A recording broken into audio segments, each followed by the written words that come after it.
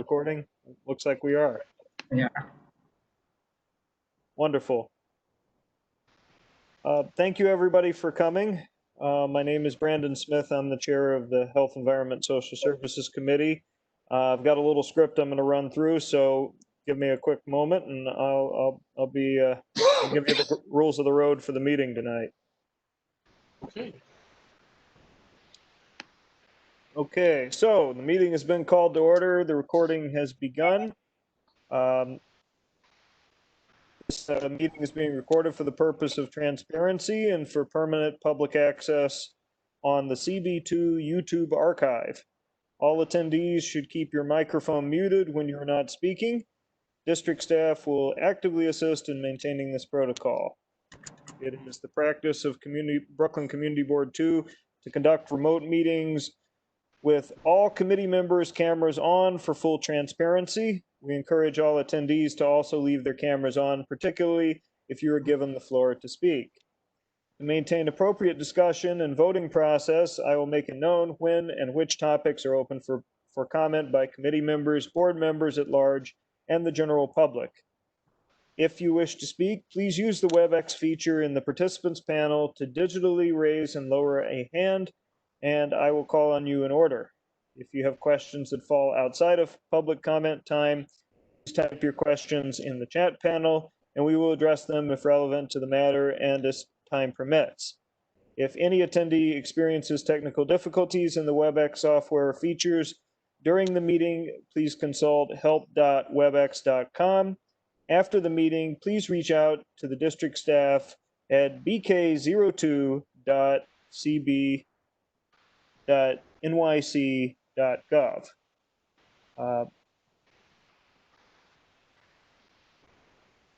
It is our desire to provide access for all of our neighbors, regardless of physical ability or limitation. If you require any accommodation or assistance for full participation, please contact the district staff office 72 hours before any public meeting. We will now begin the roll call. So I'm asking each of the members of the committee to introduce themselves, and we will start with Jessica. Hi, I'm Jessica Gerson, and I'm the secretary. Okay. Barry. Hi, I'm Barry Newmark, public member. John. John Harris. I think we heard John Harrison, member. Your microphone was a little garbled there, John. Oh, sorry. But, John Harrison, member. excellent. Alejandro. Alejandro Varela, public member. Tanya. Tanya Richardson, CB2 member. Great. Victor. Victor Andrews, member. Excellent. And Carol Ann, you want to introduce yourself? Carol Ann Church, assistant district manager. Excellent. Very happy to have all of you. And I believe we've more than achieved quorum for the committee. So at this time,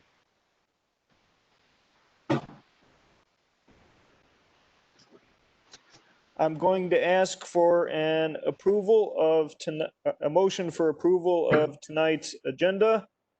Mr. Harrison, do I have a second?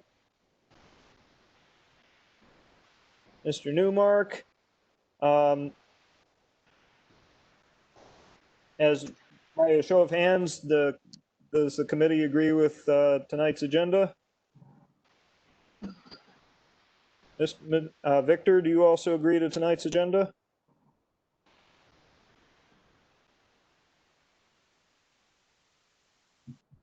Yes. Okay, unanimous.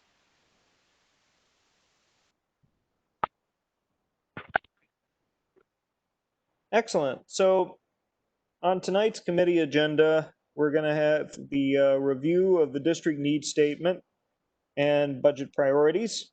This was a discussion that we picked up at the last committee meeting, and I hope it'll prove to be a fruitful discussion for us to continue forward in this committee meeting.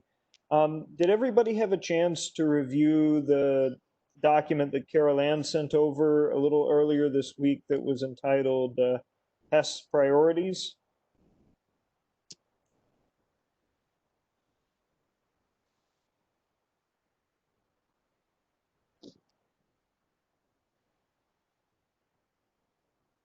I'm gonna guess that silence means yes. But if not, then we can probably go through it a little bit, and I hope to kind of talk through some of the issues that we brought up the last time, as well as some other issues that might be coming up too. I think it would also be worth noting that a member of the community who's come to our meetings a couple of times now, Ms. Emily Anadu, thank you for joining us, had done some additional research into some of the data underlying our district needs, and should be able to share some information with us too about that research as well. But I think, let's see, Carol Ann, do you think we should start off with going through the HESS priorities list, maybe section by section? We could go whichever way you like. Okay, I think that's probably the best way to go about it.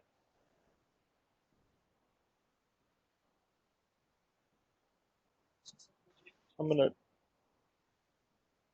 try.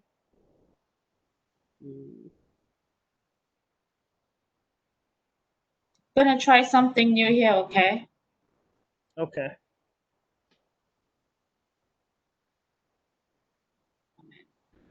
I was going to try to share this, but it doesn't look like I have the ability to share on. No, I'm.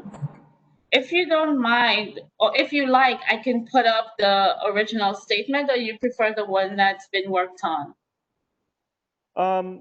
Let's put up the original statement. Okay.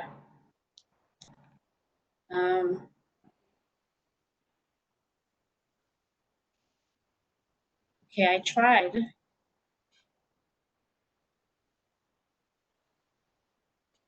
I'm sorry, I tried, but nothing came up. Try again. Ah, here it is. Just need to move you out of the way. And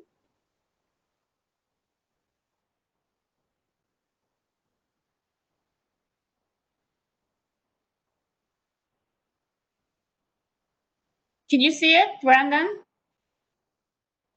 I got a big gray box. Oh, and I guess it's not working. Let me try again.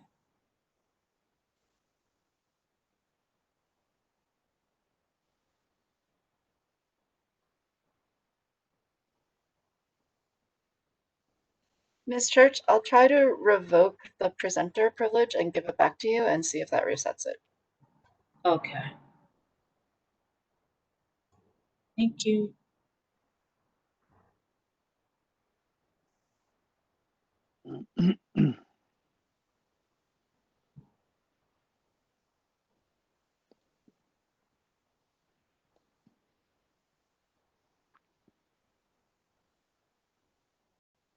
Okay, now we can see it. Thank you.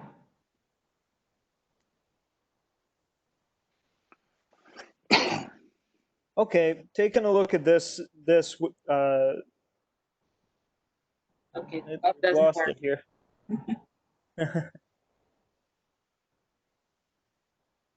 So this page, if everybody can see, reflects what we had in our district needs statement last year, and I think the top of the page is a discussion about noise, and it's supposed to be sort of the most pressing, urgent issue for our community from a health perspective. At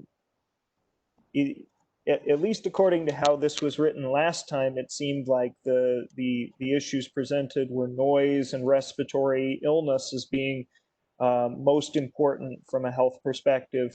But my thought, and I think maybe some others' thoughts on the committee, is that this is probably not the most pressing health related concern in the community. And my initial thoughts would be about some of the same topics we discussed last time in terms of health equity and access to care, particularly for the NYCHA community, and that probably would be backed in both needs for mental health and substance abuse treatment and availability for a number of different kinds of care, which would be important, not the least of which would also include maternal mortality. But so I think that there should be some kind of reworking here of the first most important issue related to our district portion of this document. And I think as we go down, there is a discussion about the needs for healthcare facilities. And if I'm to read the next paragraph in a sort of a Cliff Notes manner, it discusses there are a number of mental health facilities and chemical dependency centers in our area, and perhaps we're too highly saturated. So I'm thinking we need to have sort of a different perspective, and maybe we can start off just sort of talking about what that perspective should be. Does anybody have any thoughts? I see Mr. Varela's already got his hand up. You want to chime in here, Alejandro? I do. I appreciate you posing this question. Can you hear me well? Yes, absolutely. Absolutely. You know, I really think that we should be operating from a place, as you suggest, but of that urgency. I'm very concerned about where we are sort of economically and health-wise in the city, in the country for sure, but specifically in the city, and our purview is the district. And I think we should be looking very closely at what are the hardest hit areas with unemployment and all of the factors related to the crisis that's looming from this recession, and we should try as best we can to get in front of it. So what are the resources that people will need? Where specifically are those resources going to be needed? And I think that's the lens that we should be approaching the needs statement, that there's a crisis coming, and that crisis is going to affect us any number of ways: health, environment, social services, education, health and safety, all that stuff. And what can we do to get ahead of it as best we can?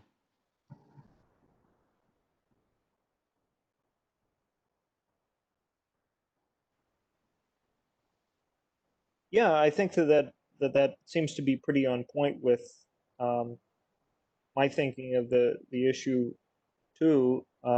Does anybody else on the committee want to offer their view of this issue, or what should be the most important thing? Barry? Barry, you're on mute. I always get annoyed with people who do that. My apologies. Thank you, Brandon. Thank you, Alejandro. I have two things that I really wanted to say. One is, could you, Alejandro, be clear and specific about what the crisis is that you're referring to? I have no doubt you're right, but I don't want to guess at what it is that you're referring to. So that would be helpful. The second thing that, just to maybe underline what Alejandro said, we have a portion of our district that suffers tremendously from ongoing health problems, specifically heart disease, asthma, and high blood pressure. And those factors are major contributors to severe problems that people experience in life. And with a crisis, it'll be worse.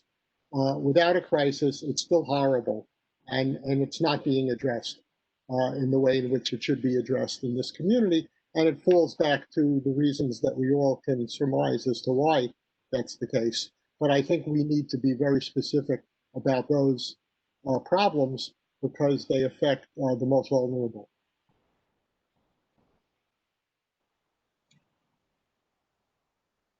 I think that makes sense. Does anybody else want to chime in on this issue as to what they feel is most important?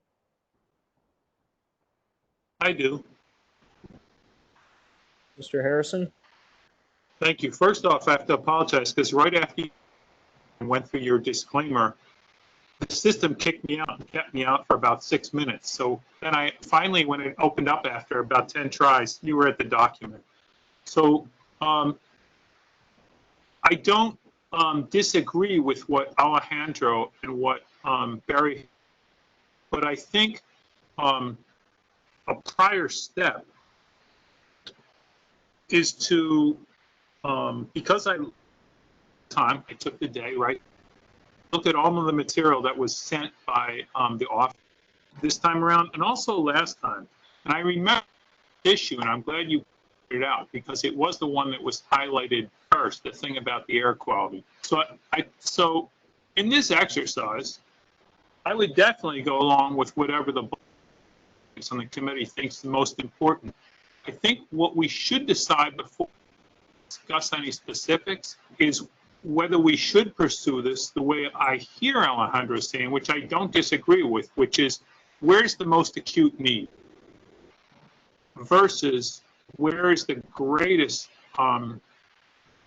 number of people who could be impacted, which is why I think the document was resting where it was with air quality. The other observation, and I think we've already heard from two, and I would suggest that it probably will go that way, which I'm, but the reason I say that is because I think it then drives what we ask for and what we say. And the reason I say that is because in reviewing the material today, I noted, at least in the one thing where it was quoting, I'm going to get the names wrong, so it was just pages 4 through 8, and it was naming basically a city department, and it was naming things of needs or things that have been said prior. A lot of those things is my department, the larger one, the Department of Social Services, and then the sub-departments, HRA and DHS, Department of Homeless Services and Human Resources. Those are very important things and by community needs. And a lot of what seemed to be implied, I wasn't sure what some of the things we're asking for in that regard, but a lot of those things the city doesn't even control, such as eligibility for SNAP or eligibility for cash. I think some of the questions seem, or some of the issues seem to point towards access. Prior to this horrible COVID environment, we have worked hard to make access through the kinds of things that people have called in on, right, on this meeting, either on a tablet, phone, and during COVID, we've gotten waivers from the Temporary Disability Assistance to basically have something which we never had before. No requirement for person interviews. So if I know we haven't talked about those yet, but we're sort of going down that trail. And so as it applies to accessibility for public benefits, and as it applies to eligibility for public benefits, the accessibility electronic means and the loosening of the requirements of in-person interviews have definitely gone towards a way to apply and to reapply.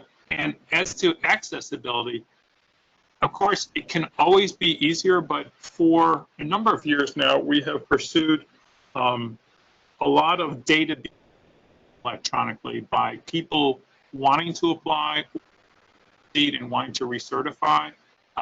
So I think that the health thing is actually, and the issues that Alejandro raised, the health are very important. I think they're a good thing, and I think they can be a and I think that's a good thing. So I just want to think the framework, if we kind of come to a kind of a meeting of the minds on the framework, then I think the rest of it sort of falls into place. Thanks.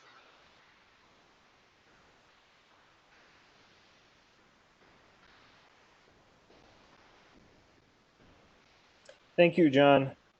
Before I move on to everybody else, I just want to acknowledge that we have Miss Nan Blackshear here from the President's office, and I just wanted to thank you for coming to our committee meeting, and we're very honored to have you. And if there's anything that you wanted to add, I'd be more than happy to entertain it.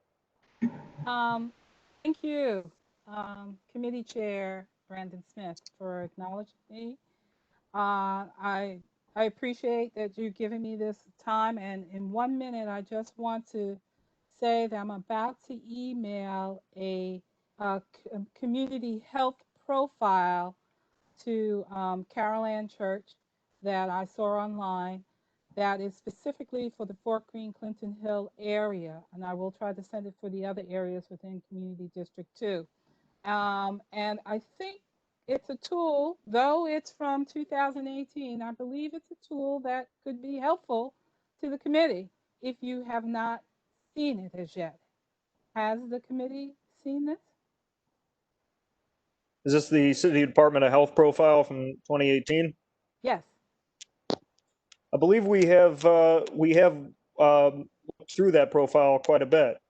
Oh, okay. Just want to In make sure. a prior year, yeah. But it's definitely something that we've taken a fresh look at in the last year too, and it is a really good start. And thank you for raising it. I think the thing that I just want to say is that, well, I really like, I found a lot of the information in that profile really helpful. It sort of talks about like Brooklyn Heights and Fort Greene on this like really high level, and it would be nice if like the City Department of Health was referencing NYCHA and Ingersoll, Whitman, Farragut, and the impact on like this real like pocket of poverty that we feel exists in our community district. I think that at least was that was my big like takeaway from that. Brandon, with regard, may I also recommend that our office has recently gotten in contact with the Health Disparities Coalition representative, and I would be very happy to introduce you, Mr. Smith, to that person, so that they may want to possibly weigh in. Maybe they have done some work on their end. So just a future reference. Oh, that'd be wonderful. Thank you. Okay. I just wanted to say that in general, it's difficult to get health-related data broken down into those more micro sectors because of confidentiality. So that makes Also, sense. That makes sense. Brandon, also because of methodology, right? The Department of Health and Mental Hygiene is fairly scientific, but again, it goes back to framework. So if you don't set up your framework to capture data and report on data and analyze data that way, you're not going to have it at the back end. And my experience, both on the committee and in dealing with them to some degree in HRA and PSS, is that they don't go down, they don't, I hate the expression, but it used to be popular, drill down. They don't drill down to something that Alejandro often refers to, right, census tracts. They don't generally do that. They, about as far as they go, generally, is like a community district. That's about as micro, which is problematic in this regard, right? What I can do also, I work with the Age Friendly Commission and the New York Academy of Medicine. I can reach out to them and to see what type of data sets that they have. As far as for the senior population, they have done a coalition with CUNY in regards to a mapping system that they do based on various types of health conditions and criteria that is accessible to the public in terms of getting data. But like I said, it's limited only to seniors, unfortunately. Well, fortunate for me, but maybe not for everybody and every age group. But they may be able to assist you in regards to other data that you might be looking for. So I'd be happy to make that connection for you also. Thank you. No, that would be great. And thank you very much, Nan. I greatly appreciate that.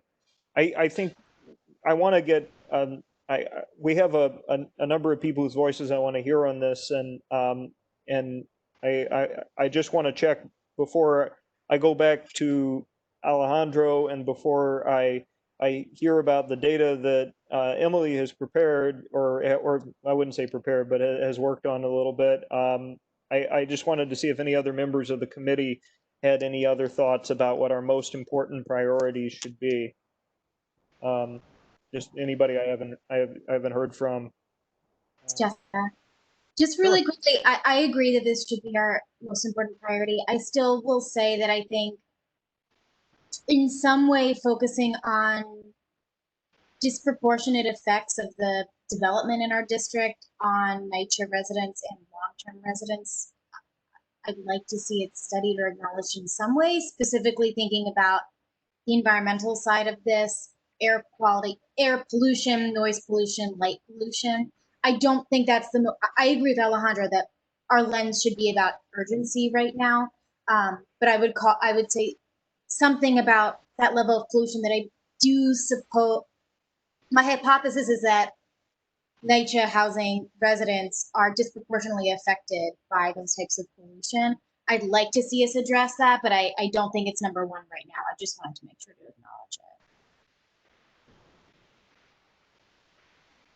it. Okay. Did any other members of the committee want to chime in here on the most important issue? It's okay if not too. Can I say something? Me? Thank you. I just want to say that I looked at some numbers surrounding COVID-19, its impacts in certain across the city. And it's really interesting to see what the numbers are between what's high income areas and low income areas. If you just give me a sec, I can actually talk about some of what I saw. In lower income areas, the difference in hospitalization was 480 persons per 100,000 people between the highest income areas and the lowest income. Deaths was 145 per 100,000. So I think it's really critical when the numbers look like that, that we make this, we highlight this, because we have the numbers, while they're not specific to our community district. We know that our community district is represented there. Right. I think that makes sense. Yeah, and I have my own thoughts on COVID too, I want to add, but I just wanted to make sure, unless there's any other members of the committee who had any other thoughts, I want to go back to Alejandro to respond on his point. Alejandro, do you want to respond? Yeah, thank you for giving me the opportunity. Barry, I hear you, and sorry for not being more specific. I think what I meant is exactly what everyone then said after I spoke, which is just that in the best of times, we have a massive disparity within our district, and that disparity is only going to grow. Everyone has been affected by COVID, but that chasm between the haves and the have not grows in these sort of situations. And I think there's there's a little bit of a leap of faith that we all have to take, or just not too much of a leap of faith, just that let's not, reinvent the wheel. We know that the people who are hardest hit are then hardest hit with all the issues. As Nan put in the comments, or around mold, around diabetes, around cancer. And a lot of that is related to poverty. A lot of that is related to chronic stress and the wear and tear on the body, all of which comes from issues like unemployment and systemic racism. And so I think what I was trying to get at is that this urgent lens, we shouldn't shy away from saying, listen, we have two of the poorest census tracts in New York City within our district. That's massive. But we don't just have two of the poorest census tracts. We have two of the biggest disparities because those census tracts are sandwiched with very rich areas. So we can't, when we look at the priorities, I think in the past, we might just talk about a program. I know sometimes we do talk specifically about NYCHA, and I don't want to only focus on NYCHA because there's poverty outside of NYCHA and within our district still.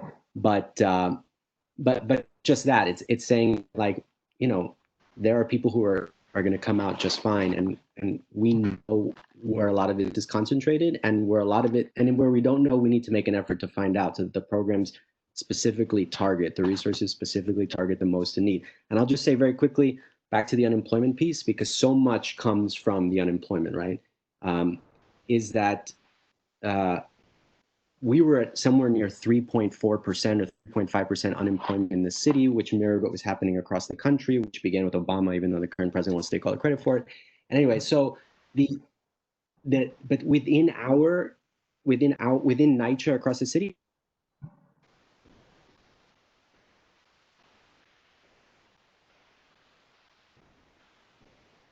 Mr. Varela, your feed has frozen, unfortunately.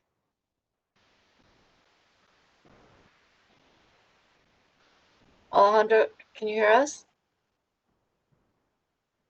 It looks like Alejandro is having a connectivity issue.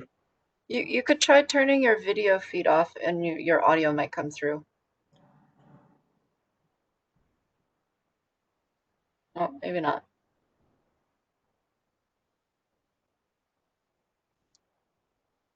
Okay. Well, we can come back to Alejandro when he gets back on. Ms. Richardson, I see you got your hand raised. I wanted to acknowledge you and let you share your thoughts.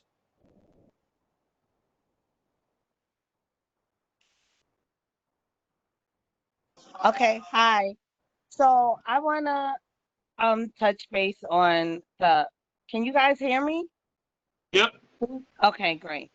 I'm speaking as coming from as me being a NYCHA resident, that why is NYCHA always like targeted when it's other areas that has the same issues? And one of the things that I noticed since COVID-19, and because I'm always out in the community and observing a lot, as well as I did a lot of work distributing food and so forth, but the homeless rate then went up.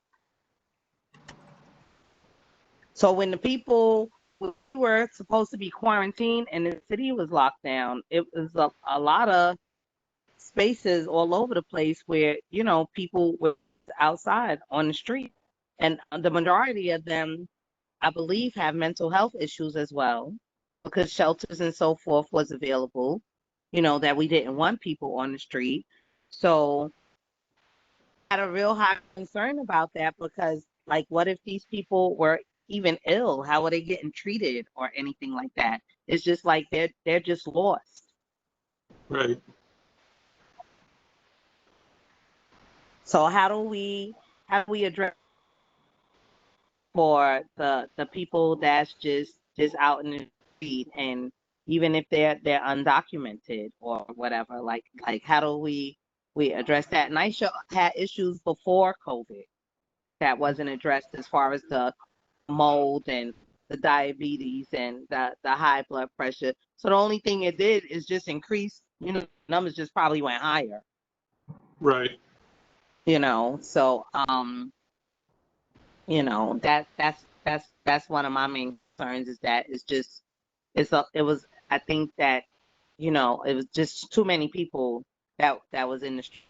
And even last week, Friday, I took a train to Manhattan I got off at 34th Street. There was so many homeless people in the train station. It was so many homeless people on 34th Street where the little sitting areas were, and that's a lot of stores boarded. I was like, it didn't sit right with me. Not only for our district, I'm just saying, you know, abroad. Okay. And I could see this paragraph about our most important issue encapsulating multiple things. It doesn't have to be all about night. It could include homelessness and many of the same needs that exist in terms of mental health and substance abuse services would be part of that conversation. Alejandro, I think we lost you midstream, and I wanted to give you a chance to finish your thought since you dropped. Do you have something else you'd like to add? No, I think I've said enough. I think it was the universe telling me to stop being so preachy. But I think I've said plenty, and I think we're all sort of on the similar track. So I want to see what we can do with the priorities. Okay. Can I make one more comment? Sure. So I think that in addressing the concerns of the district, that, you know, there's one thing that there's one issue where everything stems from, and that everything is interrelated. So when we talk about health, it's not just physical health. It's everything. It's the all encompassing. It's education. It's food, right? Access to food. We do nutrition programs, and for cultures who are used to cooking a certain way, we want to come in and bring, you know, quinoa and a salad. So we also need, when we're doing programs, to create programs that are nutrition programs that are culturally relevant to the people that we're trying to switch their eating habits. Just things like that, I think, all gets tied in to what is our greatest need. And our greatest need really is, I think, as a district, would be, when you look at it overall, might be reduction in chronic diseases. And how do we address that?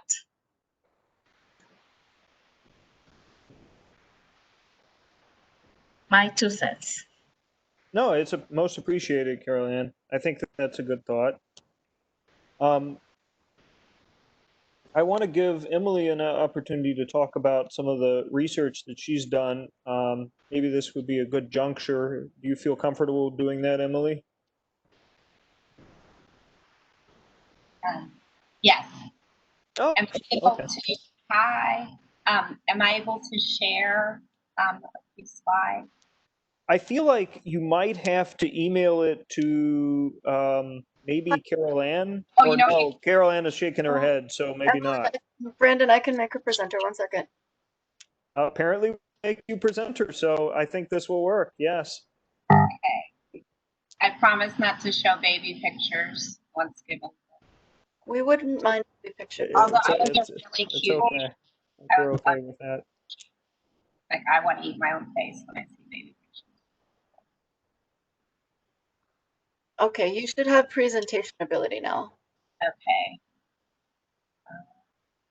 Okay. Okay. You guys, are you seeing my screen now? No. Oh. In the upper left corner, you'll want to select share and then share contact. I'm doing that. Hold on, try again. You guys see it now? Okay, yeah, perfect. it's loading. Okay, so some of this information, so this was from the first meeting I attended on August 5th, where we first were looking at some data. And I think all of us had the same reaction. It's actually just put into play mode. Okay, are you still able to see that? Emily, what kind of file are you trying to share? It's a Google, it's from Google Chrome. It's just a slides from Google Slides. Is it not showing? Yeah, I don't want to add to the pile of complaints. Oh, there it goes. It's just very slow to load. Thank you, Evan. Okay, sorry. Oh, no No, problem. thank you. This is phenomenal and probably better than many of us could do. So I definitely do not believe that. So we'll start there. I believe in all of us. Okay. yeah. So let me know. And so at the August 5th meeting, we reviewed a snapshot of key community indicators, which showed positive numbers versus other parts of Brooklyn. And I think for me looking at this, and we, somewhat had that discussion, and I believe it was Barry also speaking of this, just this idea that this data paints a very, very rosy picture of the CB2. And because we're looking at averages, and obviously averages are just not great. So that data was presented as averages, and unfortunately averages do not serve the underserved. Are my slides advancing? They are. Okay, cool, thanks. Thanks for checking, or thanks for, yeah, thanks.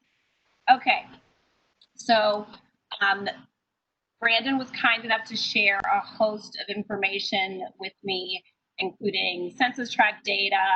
I actually did look at the report that was mentioned in terms of the health outlook, which looked at Fort Greene and Brooklyn Heights. That unfortunately, I think, had the same issue as some of the other data we were looking at. And so what I was trying to do is just for us, and obviously there's tons of good work getting done, but this is just really this idea that how can we make sure that we really are focusing on the needs where help is most needed, and then also just looking at some of the academic information around the health impacts of disparities we see and the health impacts of gentrification, which Alejandro was speaking to in his very eloquent speech. So for the purposes of this, and I apologize, I will often speak of Fort Greene just because I live in Fort Greene, and so for me, it's helpful to look at the numbers when I think about what I see every day. And so excuse any language in this that might be offensive to people, particularly like Tanya. This for me was not about looking at specifically or trying to attack NYCHA in any way, but again, it's just about really highlighting the disparities that are erased when we look at averages. So in looking at the data, I looked at census tracts, and so you see Fort Greene Park there in the middle or not in the middle. So looked at census tracts 183, 195, 33, 181, 197 together. That wasn't all that scientific other than for me, it's just like where all the brownstones are. So obviously with some of that I caught, it's not perfect science, but this again, I think you'll see some of the huge differences that exist. So does everyone see the two little maps? Just making sure my slides are advancing. Yep. Okay, great. So one of the first things I just wanted to take big picture and then kind of zoom in on a few things. So in terms of racial differences, this for me, again, it's kind of obvious if you just walk around in Fort Greene, but really here just highlighting that literally if you look in the data that you'll see on each side, on the left side is what I'll call the Dekalb side of the park versus the Myrtle side of the park. And so on the left side, you see things like the huge difference from a racial perspective that exists. And so I think when you start thinking about some of the examples that were brought up just even around like culturally and how education has to happen because of diets and what people eat, you are literally talking about completely different cultures on the two sides of the park. And so here specifically looking at, for example, the Dekalb side of the park, 51% white versus only 9% on the Myrtle side. So again, not surprising, but always just good to look at the data. Household composition, I think this is where we really start to think about not just like access and kind of, for me, what I think about just like the time and energy involved in like cooking healthy meals, taking people to doctors, going to doctors. So looking at this, one of the things that stood out to me was that when you look at household composition, basically the Myrtle side of the park tends to be larger female households, no husband present, and children under 18. So again, this no sorts of attack anything here, but I think it's again just being realistic about when you think about education, when you think about information, when you think about things that you're asking people to do in terms of, well, you know, we built this great center, so everyone just go there and do this, that you're literally, you have to think about that people have different times available to them based on what they are dealing with in their own household and what they have to manage and take care of just to exist. So here, just the things, if you look, sorry, I can't really point, I guess. Oh, I do have a cursor, I don't know if you can see it. But again, just huge disparities in exist in terms of just how households are composed. So when we look at income and benefits, and we started talking about, we did discuss a little bit about SNAP benefits and availability. And so what you'll see here is that on this side, on the left side, again, the Dekalb side versus the right side, the Myrtle side, that obviously there's tons, and this data is census data going back to 2010. I can imagine these numbers have only increased, and the spread has only increased. But when we look at SNAP benefits, almost half of the residents on the Myrtle side of the park enjoy SNAP benefits. And I think that there are things that are often done, and I don't want to say to make people feel good, but when I think about the idea that, for example, the farmer's market, you can use EBT and SNAP benefits at the farmer's market, but you don't often see what the farmer's market looks like in terms of people going. It's very homogenous. And so for me, that is a gap in, potentially a gap in education, making sure people are aware that there are options that could be taken advantage of. But again, do not want to dismiss the point about there are cultural differences in how people cook. And maybe everyone doesn't want a radish, I don't know. But again, just huge differences that we're seeing here in terms of income, the benefits. The other thing that starts getting directly into when we think about healthcare is just even health insurance. And so for me, and as I emailed to Brandon and Carol, I'm informed today, it makes me sad, but just the idea that on the Dekalb side of the park, and so even when we think about times of COVID and any other sort of pandemic that might pop up, when we think about mental health issues, that private health insurance enables you to do a lot of things very easily because you typically don't have to get referrals. You typically just go to whatever doctor you want, versus unfortunately, the public coverage typically comes with, there is a primary care physician that is assigned to you that might have like 1 trillion patients waiting for that person to then refer you to specialists.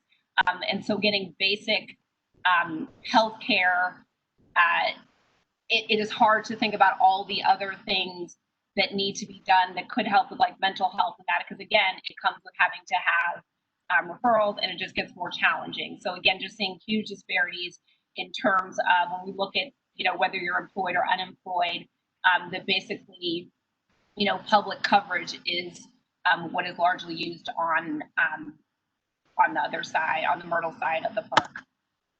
And so all of this for me, just looking at this, came from a health policy brief that Brandon shared. And I thought this chart was really helpful just as we think about gentrification, just as ideas. And so what it's basically showing is that when you think about people that either, and again, I'm very much in my mind thinking of Fort Greene because that is what I live and experience every day, that when we think about, and this is basically showing on the blue, it's basically thinking about, if you're in Fort Greene and have been here for a long time and have decided to either stay or you've had to move based on rent increases, or you've stayed because you're in, rent stabilized housing. And so this also ends up coming with, one, if you're having to move, just the health implications of like disrupting your social networks. And so what that does in terms of mental health. And we know that mental health leads to what are called diseases of despair, which are leading to American life expectancy going down for the first time in decades, because you end up with things like stress-induced, heart conditions, you end up with drug use. So similarly, even if that's not happening in terms of disruption of social networks, even if you're staying in the network, there are staying in the neighborhoods as they're being just gentrified. There are just things that happen in terms of the stores you used to be able to shop, at are no longer there. There's just elevated stress and anxiety. This feeling of like, I don't belong here becomes a very real issue. So I think that is all the slides that I have for today. So I'm actually going to unshare. How do I stop sharing? Sorry, I'm trying to figure out how to stop sharing. Can someone make me stop sharing? I don't know. Oh, I think I just stopped sharing. So sorry. Successful. So anyway, so for me, I think all of this, I think for me does actually reinforce, sorry, my notification is very loud, does reinforce that there is a lot of work to be done on mental health, but then there are also things that, again, just as this data is being packed together, that, for example, the health profile for Fort Greene and Brooklyn Heights, it talks, it shows that, yay, Fort Greene, there are less, roaches being reported than in other parts of Brooklyn and in other parts of New York City, but we know that that is just not true in many of these tracts where housing is different, and that unfortunately ends up leading, like, roaches end up impacting and are a trigger for asthma. And so all of these things truly are related. And so I don't think I'm necessarily saying anything different than what others or what members of the committee have said. But for me, I think that this just really for us calls into the need to make sure that we are trying to get as granular as data as possible and getting down to individual census tracts as much as we can, just to make sure that we are, just thinking about what are the cultural implications of health that is being suggested, but then also just really thinking about the needs from not only a physical health standpoint, but also just a mental health standpoint. Well, thank you very much for that, Emily. That was I'm going to echo Nan's kind comments. This is a phenomenal presentation, very insightful to get an additional look at, and perhaps some stronger data around the specifics inside our community district that sort of lay out the breakdown between different communities and highlight some of the needs. For everybody to think about some of these topics. I know, on the sheet that Carol Ann shared earlier, one of the items that we can identify from the budget requests are expanding access to public health insurance, and it sort of fits into that realm. And I know there are many other things that could also come up in that regard too. And one thing I would say, though, just in terms of the public expanding access to public health, but I think there's also a need to push for the ability to have direct access to mental health counselors without people having to go through referrals from their primary care physicians. But I think that also paired with the idea of making sure that people are aware, like, it is okay to not be okay. And that, like, it is okay to, but so I think, yes, what you're saying, but just making sure, again, just following through all the way that it's not just the access to the insurance, but the making sure it's not difficult to use that insurance for the issues that are the greatest.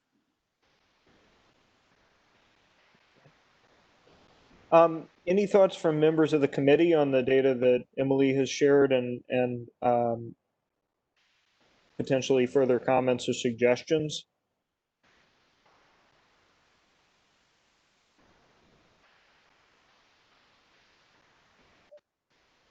I'm not seeing anybody raising their hand on the committee. I did want to also give any of the members of the public who are attending our meeting an opportunity to voice any strong concerns or priorities that they have in terms of health concerns, what they feel should be most important for the community.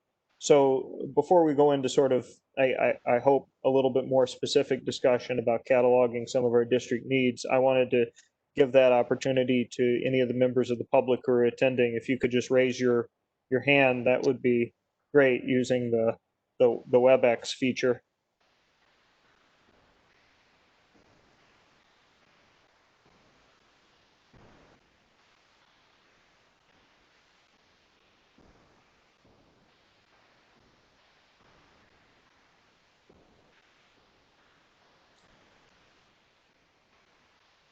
I hope I'm reading this correctly. I don't see any raised hands.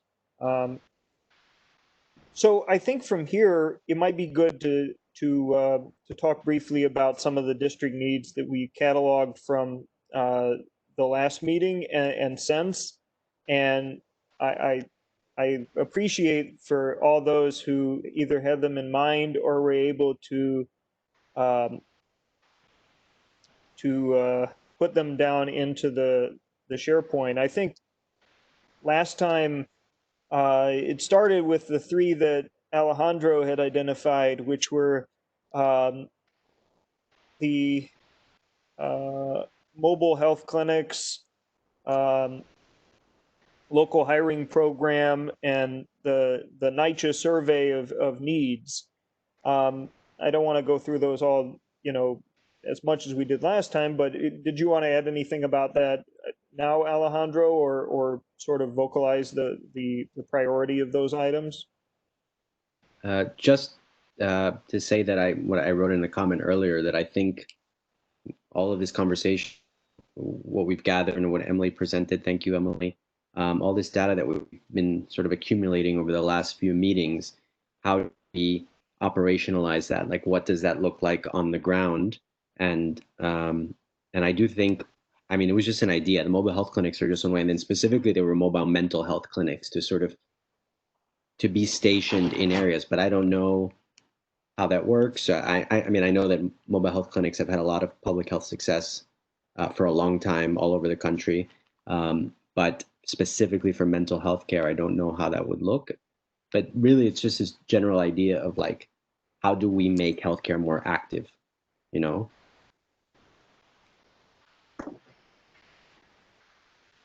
Mr. Harrison? Thank you. I think Alejandro is spot on. That's what I was trying to get to with my long-winded John Webb frame it. Because it's specific, but not specific. And it speaks to what I heard our other colleague say when she said that all the disparity does not just rest in the, right? That was Miss point.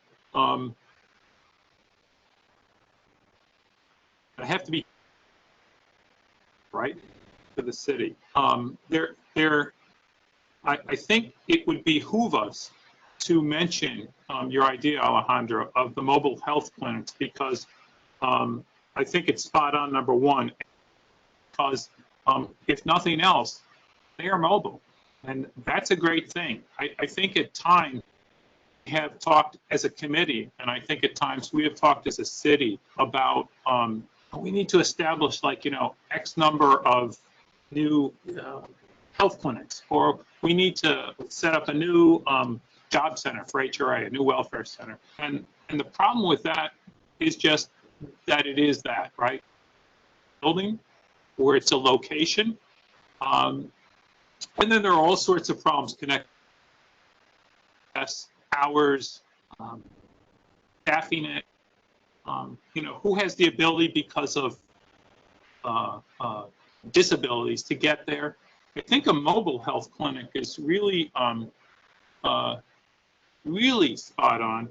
And I think creative, we can come up with a number of things that I think would definitely be worth mentioning, if no other reason, Alejandro, because a mobile health, by definition, at some point there's a ceiling in the cost, right? So I don't care how big a vehicle, very doable thing, and I think it could get to a lot of people in a lot of places. I'm all for that. If we can come up with things like that, I think we've got something. Because I think you get your biggest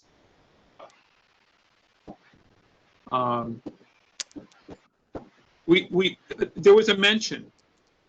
Also, I want to say that presentation was not only spot on, but exceptional. The professionalism was just wow.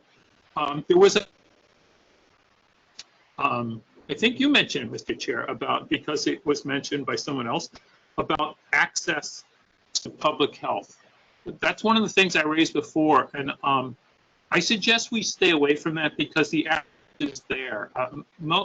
Most people today, their acumen of systems and gizmos much greater than mine, and they also possess them. There's an awful lot of access to public health benefits. If it was meant by benefits, that's why I asked the question before, what's meant by access? If it's meant, on the other hand, something along the lines that about access being like access to some medical professionals, right? In this regard, mental health professionals, then that's another thing. But if it's access to the benefits, meaning the ability to apply for Medicaid, that sort of exists. I would stay away from that. Okay. Well, I think, you know, in this perspective, and I'm going to go to Ms. Richardson in just a second. I just want to respond to that a little bit. I think it's one thing, and I think we've had a good discussion about what should be most important, but I think from now we can sort of transition a little bit more into cataloging out specific things that we want to raise as district needs from that discussion. And they don't all have to be the most important item, but they probably can be related to it in some capacity. Tanya, I didn't want to cut you off. Feel free to take the floor. Thank you. So in addition to a mobile clinic, right? So how would the services be? What would be the criteria of the service? Would it be like pre-screening, and then what happens after that? It still will have to probably be some type of referral, because it all depends on what type of insurance the people have again. So then we're back to square one again. So it'll be pre-screening, and we already know that our district has a high rate of African-American men with high blood pressure, because we discussed that issue before, and diabetes. So how is that going to be addressed? If we had a mobile clinic, how often will this clinic be? Where is it going? And what if the people get service, but then what's going to happen after that? What is the treatment plan? You know, so like where do we start? And if it's getting started, it has to be continued. It can't just fall through the cracks, because so many things get started and then it falls through the cracks. You know, it sounds good. It can work, but you know, that's just my concern right there. Definitely, people need mental health access, you know, immediately. And then especially more even so now, so many people have lost family members who was the sole providers of their family. They don't have no direction of anything, what to do. And then we're in September, next month is flu season. So we're back to square one all over again. That's all I got to say right now. Okay. I think what we should do, and to try to maximize the time, because I do want to get to the rest of our agenda at a later point in the meeting tonight, is if we have a few things down. We've got the mobile health clinics, we've got the local hiring program, and the NYCHA survey. Is try to see if there's anything else that we wanted to add as a new item. I added a couple of other new items that I thought might be worthy, but I wouldn't say that they're necessarily as high priority as some of the items we discussed tonight. But I also want to capture sort of the feelings coming out of this discussion and put them into something a little bit more specific. So I think in terms of this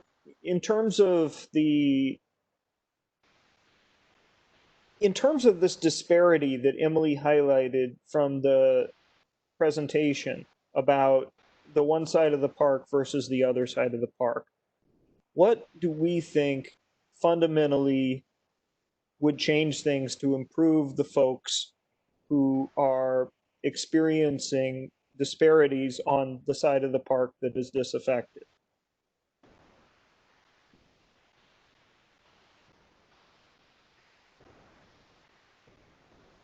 Emily, do you have any strong thoughts on this? I have strong thoughts about everything, but on this in particular, one thing I was going to say is on. So I think it's challenging because I think unfortunately you're also dealing.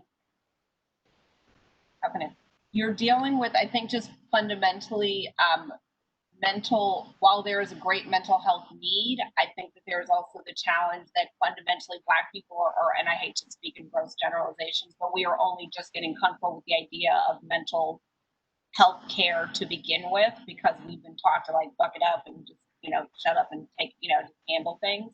And so I think for me, it's the access to the insurance. It's making sure people have insurance, but it's making sure that there's a direct line to care providers without having to have referrals. But then also just on the mobile health trucks. I don't know about other neighborhoods in CB2, but there's actually an initiative that's hopefully going to start very soon in Fort Greene Park, which I think it would be a great idea. Someone from the HESS was on the advisory council, but basically Fountain House, and I can put the link in the chat. But Fountain House is basically going to be doing training, peer training, so that it's not just coming from, doctors who people may or may not see, but actually just being stationed in the park and just being available to people, either reaching out if they see that someone either looks distressed or also just being there as a resource. And so that's something, there's already grant money being raised. I think there's already grants that it's already happening. But again, the advisory council is being formed. So that will be, it's not mobile in the sense that there's like a vehicle, but it's mobile in the sense that there will just be mental health care advocates in the park and available to people. And I think particularly leaning towards the Myrtle side, because unfortunately that is,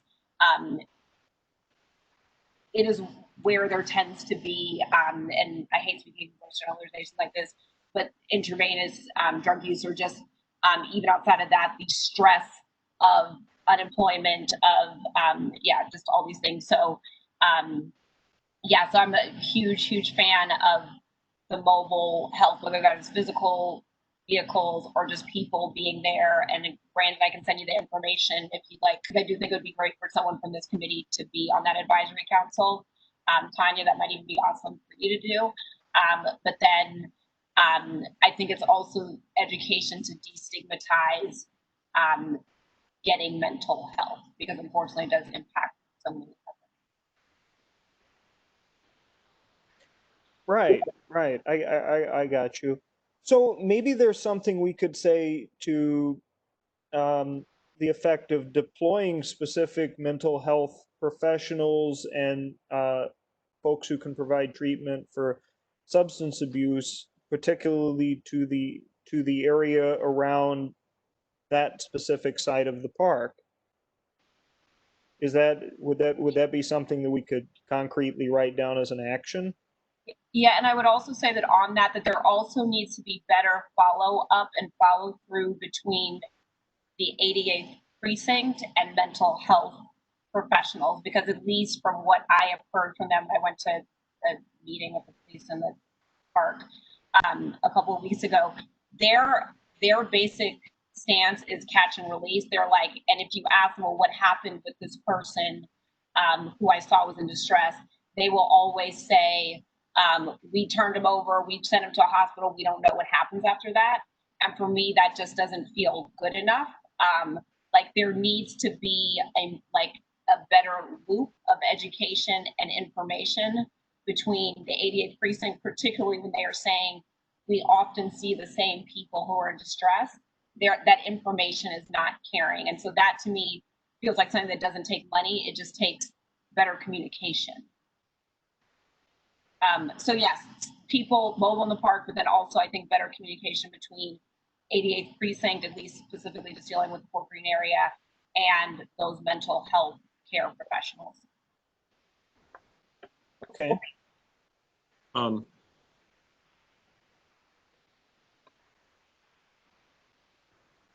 Did you want to comment, Mr. Harrison? I did. So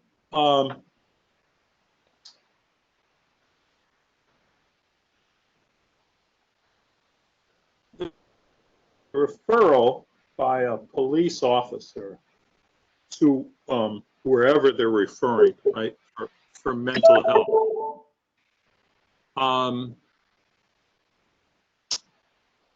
I understand what you're saying about no follow-up, but it's not really in their follow-up. It's a tricky one because it, again, that's sort of about the framework. It speaks to the structure of the city.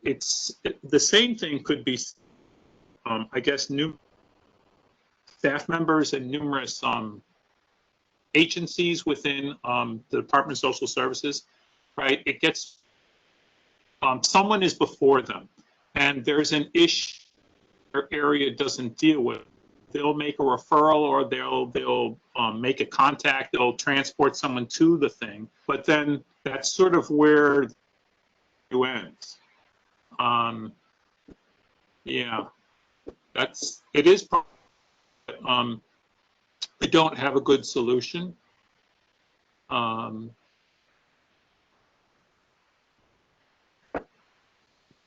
A lot of the things that we've been talking about, so I'm going to go a little bit, but very right to the point. A lot of we've been talking about, the elephant in the room that no one seemed to have said this time, at least maybe I did mention it at the beginning, but I haven't heard anybody stress it, is yes, mental health is an issue. Yes, roaches in one's domicile or someone's home is an issue. Substance abuse is an issue. But folks, it's jobs, jobs, jobs. I don't know how we, but we have these two very acute and phenomenally negatively impacted pockets of poverty. Not that there aren't others. If you can bring people, if you can, paying jobs, then a lot of this starts to be dealt with in a different way. And I'm not saying that anyone said is wrong, and I'm not saying that any of the things put out there are wrong, but they sort of work around the edges, right? So they're to a degree they're working, right? They're not at the heart of the problem. I don't know that we can get to the heart of the problem, but the heart of poverty and the best way out of poverty is a job. Yeah. Okay. I see there's been some thoughts going around in the chat about potentially convening a meeting, which I think would be a very interesting idea to bring some of these players together. And Alejandro also had a thought about mental health training and whether police officers are even appropriate for being the responders in those circumstances. Was there something? Alejandro, did you want to add something to that? Yeah, I just want to clarify. Yes to what you were saying, John. By the way, I agree with your points about employment, but I'm not suggesting that.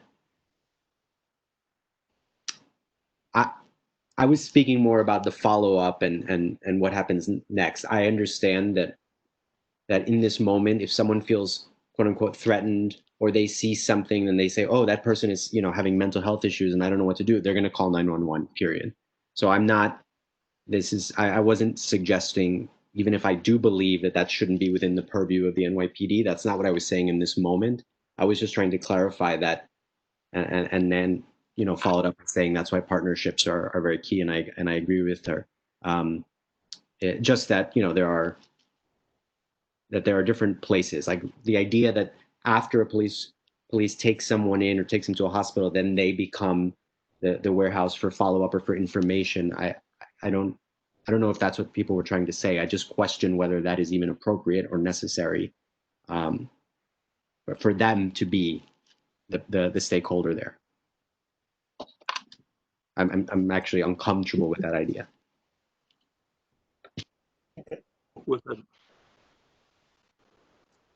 Is that what you said?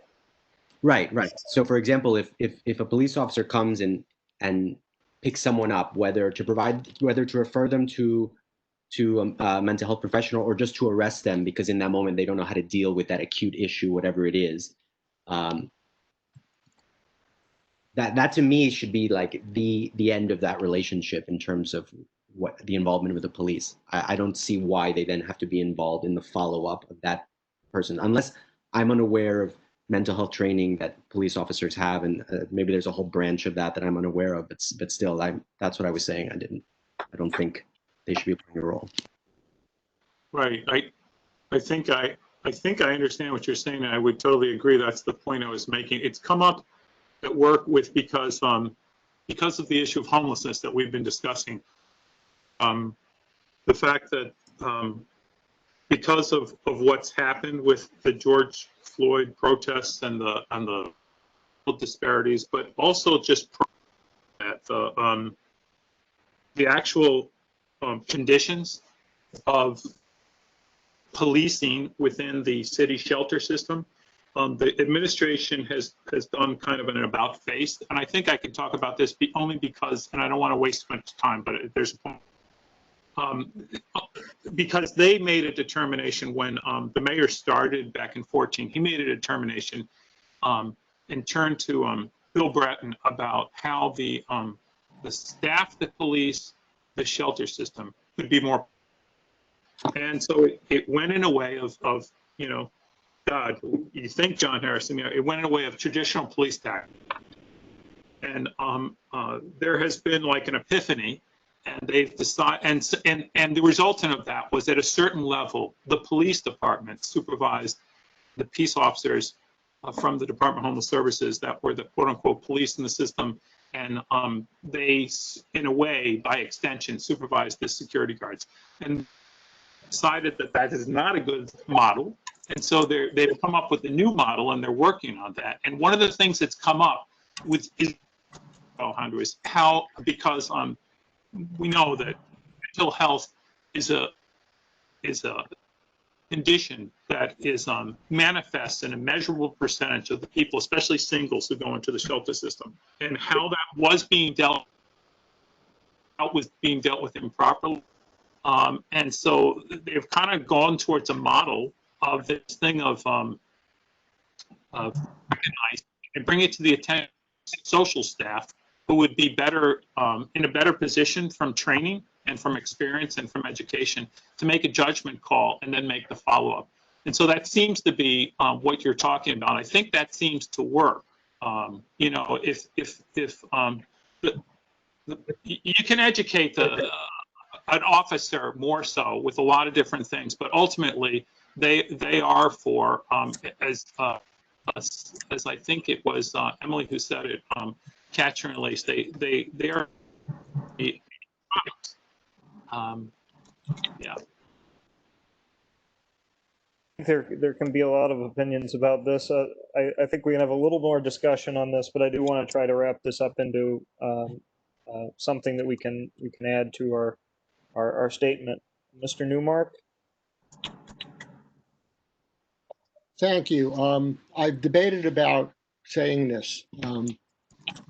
I think, first of all, I'm really proud of us as a committee, and I'm proud of our guests, like Emily, like Nan, and others in the last meeting or two that have brought us to this point. I haven't been on the committee as long as some of you, but I've been on it for a while, for a number of years. And this is the first time I recall us focusing in on the fact that there are parts of the district that are in tremendous need as compared to the district entirety. And I think that's a significant centralizing theme that I would hope the community board is comfortable with. And I think it pulls together a lot of what some of maybe some of the other committees are going to look at. But I also, John, when you said before there's a 500-pound elephant in the room that no one's talking about, those are exactly the words I wanted to use, but I would say that it's different. I would say it's racism and the legacy of racism. And I think that if we can be clear about that and direct about it, That's more important than trying to come up with a lot of individual ideas, because frankly, those ideas have been around for a long time. And those efforts have been around for a long time, and nothing has happened to help those who are in the worst shape in our society, in our community district. And I'm kind of Right. fed up with worrying little details, because they ain't going to do nothing until we face the facts of why we're here, what we're here, what white people have done to the Black community, what institutional organizations and governments have done to the Black community and also to the Latin community, or to anybody else who doesn't look white and doesn't speak in the same way. And, you know, again, it's easy for me to say it because I haven't been a victim of it. If some sectors knew I was Jewish, maybe I would suffer some of it. But I can pass as not Jewish, I guess, until you hear me speak. But I think if we centralize that framework, we'll have done more in this need statement than any of the other need statements I've ever done before. That's just my thinking, my idea. I'm probably not being as eloquent about it as I could be if I thought about it some more, as if some you could be right now, but I wanted to put that out. No, Barry, I think not just from your words, but from the committee's reaction, there's a universal agreement that you're being very eloquent, and we appreciate that. I really want to, first of all, thank you, Emily, for coming in, and feel free to take off. It will value your contributions in the future. Have a nice evening. I think one thing that we might want to do is, from the perspective of our initial need statement, when we're talking about the most important issue, we should sort of frame it around some of the concepts that Barry has summarized from our discussions throughout this meeting, to then focus on the needs for mental health and substance abuse and access to care and many other issues that are particular to the pockets of poverty in our community. That's the number one issue. The issues of racism and historical origins and its impact are something I think it's probably fair to draw upon, because that's how we got here. And I think that's how we talk about our most important need. But I think, as Nan pointed out in the comments, we need to come up with some actions that are related to these things. And I think the mobile health, the ability to have mental health professionals in the specific locations where the issues exist is part of the story. Carol Ann, I know you had your hand up earlier, and I'm sorry I didn't recognize you. Did you want to add something further at this point? No, Okay. you got it. Gotcha. Thank you. Alejandro? Saying on this sort of action-oriented thing, well, I completely agree with you, Barry. Thank you for what you said.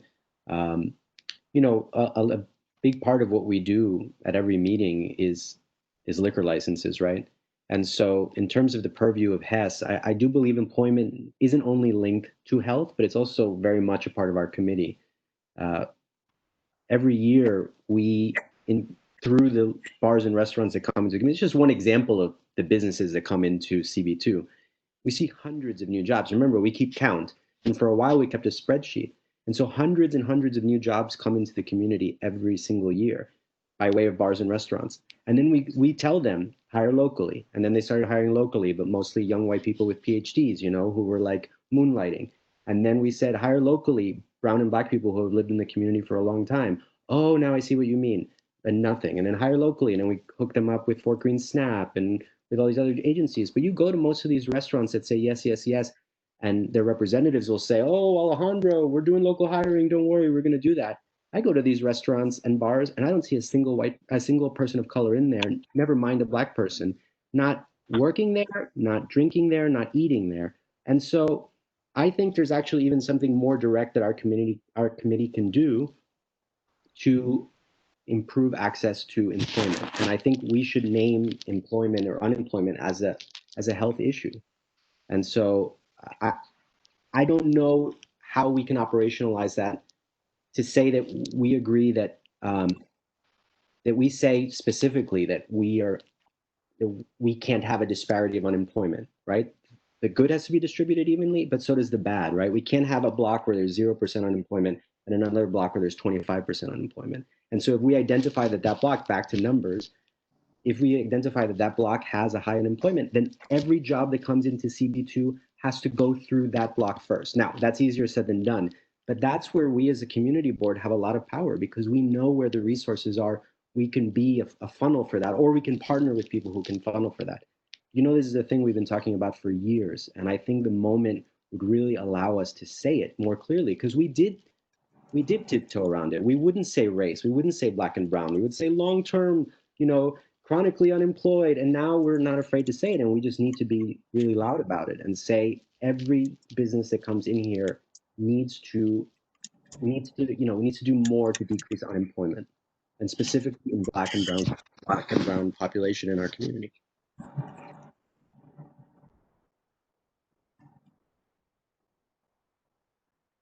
I'll echo your comments on that, Alejandro. We have been saying that for many years, and it's been a subject of a lot of discussion in terms of what do we do, what can we do. Private businesses, and you know, we want to be respectful of that, but at the same time, it's a very real issue that exists, and unemployment is a root cause of many other problems. So I mean, I don't know how to pass a law to force businesses to and yeah, so rest in peace, Mr. Winston Clare. But I don't know how to pass a law to force businesses to hire specific people as much as we would want them to do that. We can ask for promoting job training. We can ask for promoting a number of different for promoting more career centers and or maybe providing incentives to certain businesses that actually hire locally. Is there something that I'm missing though? I don't claim to know everything about this.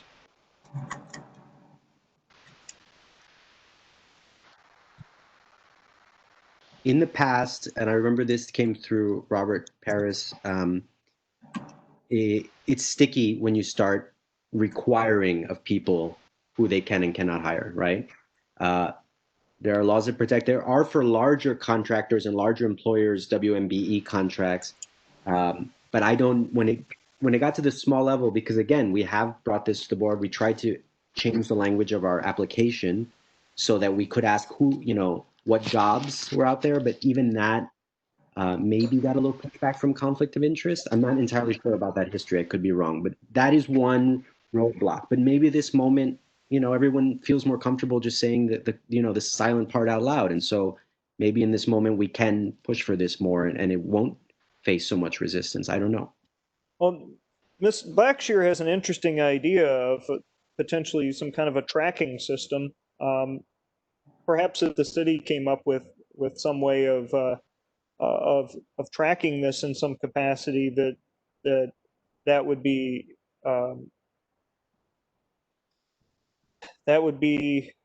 effective, at least in identifying where the actual local hiring is going on. So maybe that's an idea. It's an idea I would support.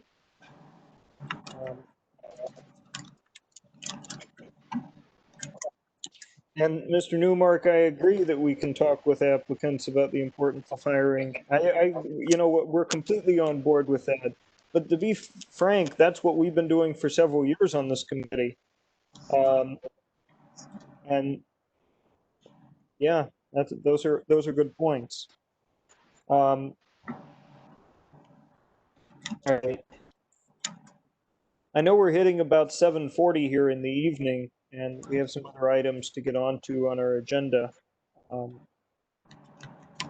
I think, unless anyone has another comment, I'm going to ask that we move on to the liquor licenses. Excuse me, Brandon. Ms. Church? Another comment. I think there should be a vote on what was discussed for formal entry into the statement and the priorities. That's right. That's a good point. Thank you, Ms. Church. So let's talk about that a little bit based upon what we have. So, you know, we've discussed the health equity issue and the framing that that Barry has supplied us with the rootings and racism and the pockets of poverty and the specific health issues, mental health, substance abuse, as well as chronic health conditions like diabetes and heart disease as being what I would view as our most important issue. And then we have several subsequent issues that explain point by point some other great important things in more detail, which go from the mobile health clinics, local hiring, the survey of NYCHA. There are some other points in here which specifically call out a few things. There's one on finer geographical data, which I think is really pointed at that community health survey. I would view that as really arguing for a more granular community health survey, which I would view as a district need as part of this discussion. There is, I added an item on better preparedness in the city's part for future pandemics. I think if you recall back in the first meeting that we had once we commenced the pandemic, the Brooklyn Plaza Medical Center came here and spoke about being underprepared with resources, with training, and with guidance from all different levels. And I think that if we ask the city to provide more training materials and guidance, and also to sort of be a little bit further ahead with the global community as to the state of global pandemics, then I think that would be something that would be particularly appropriate in this year's Statement of District Needs. There was a discussion, I mentioned at the last meeting, there was a specific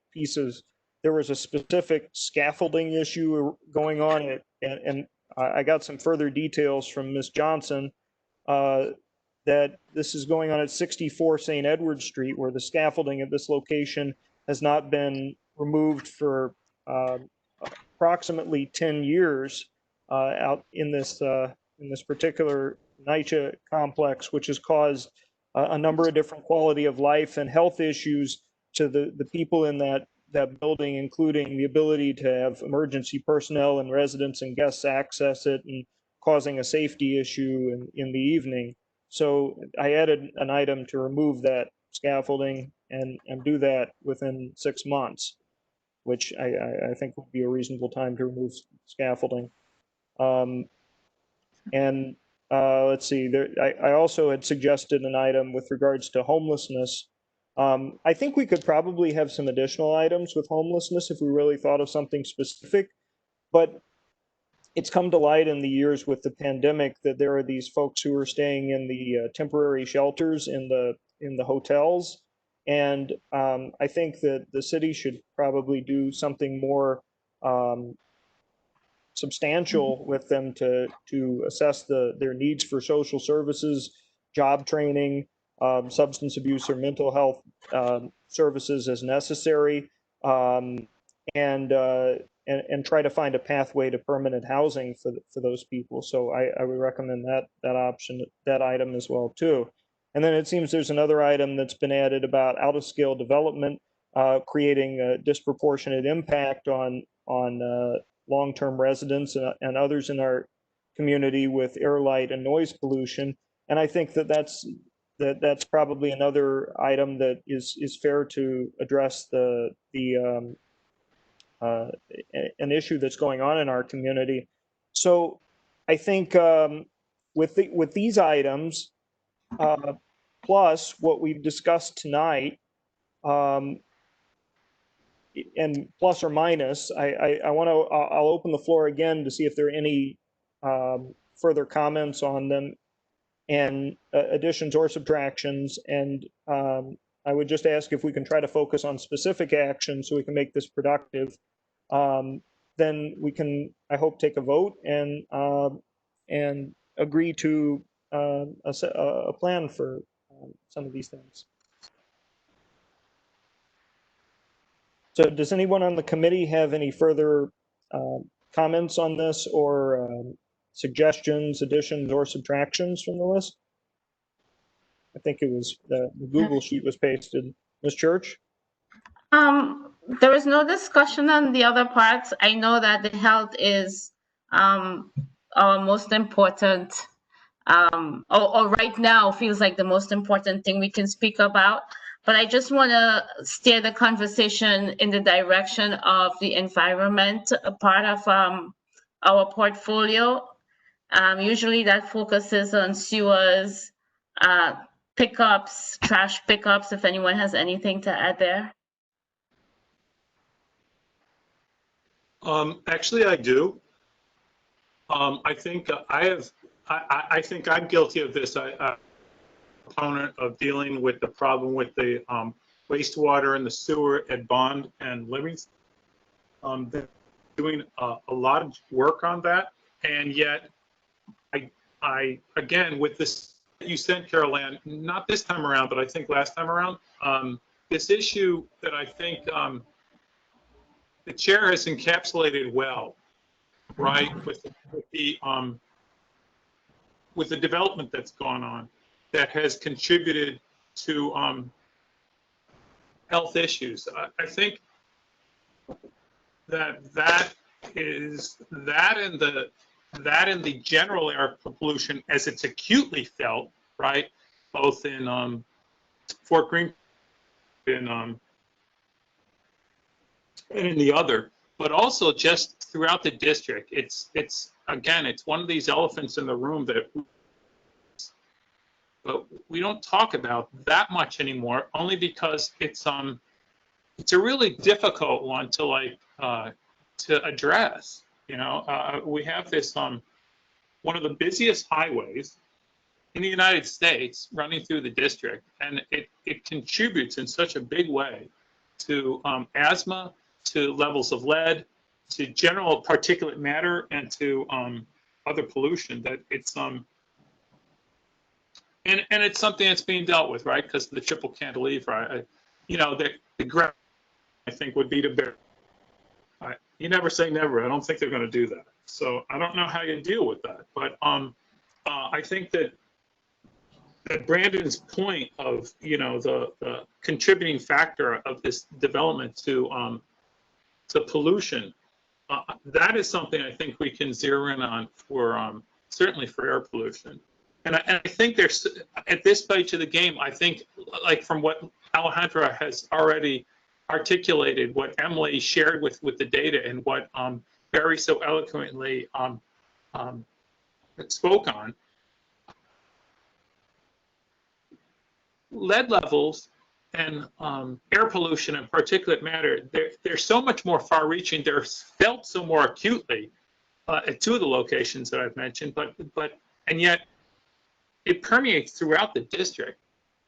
I think it's such a more important issue than the drainage at this location and the distance of the sidewalk because of a breaking water main or a breaking drain at this location.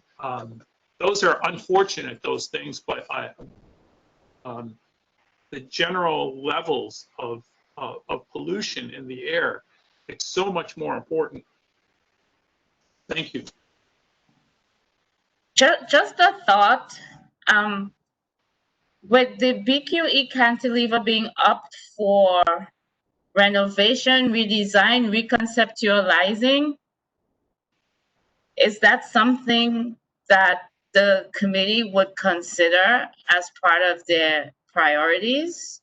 I know it's transportation, but an overhead highway leads to pollution. Just a thought. Well, that's why I mentioned it, because I think it's a huge contributing factor, and I think that the ultimately the best solution is something they're just not going to consider. Not only not deal with it in the way that they're dealing with the cantilever, but just make a tunnel. If you make a tunnel, it's terrible in some ways, right, for the motorists in some ways, but it helps deal with the pollution a whole lot better, because the impact is not felt as chronically or acutely district. I don't think they're going to do that. So what else could we do? I've been thinking about this one because it did appear on the document that you sent last, right? It was in that thing with the 8 pages, right? It was right up, and it exists, and it's something that I've always felt very passionate about. And it does hit the projects much more so than the rest of the district, but it hits the rest of the district, folks. No mistake about it. I mean, in this respect, and maybe only in this respect, my locale benefits so much by not being near that highway. And I don't mean that in a braggart way, and I don't mean that in a like, oh man.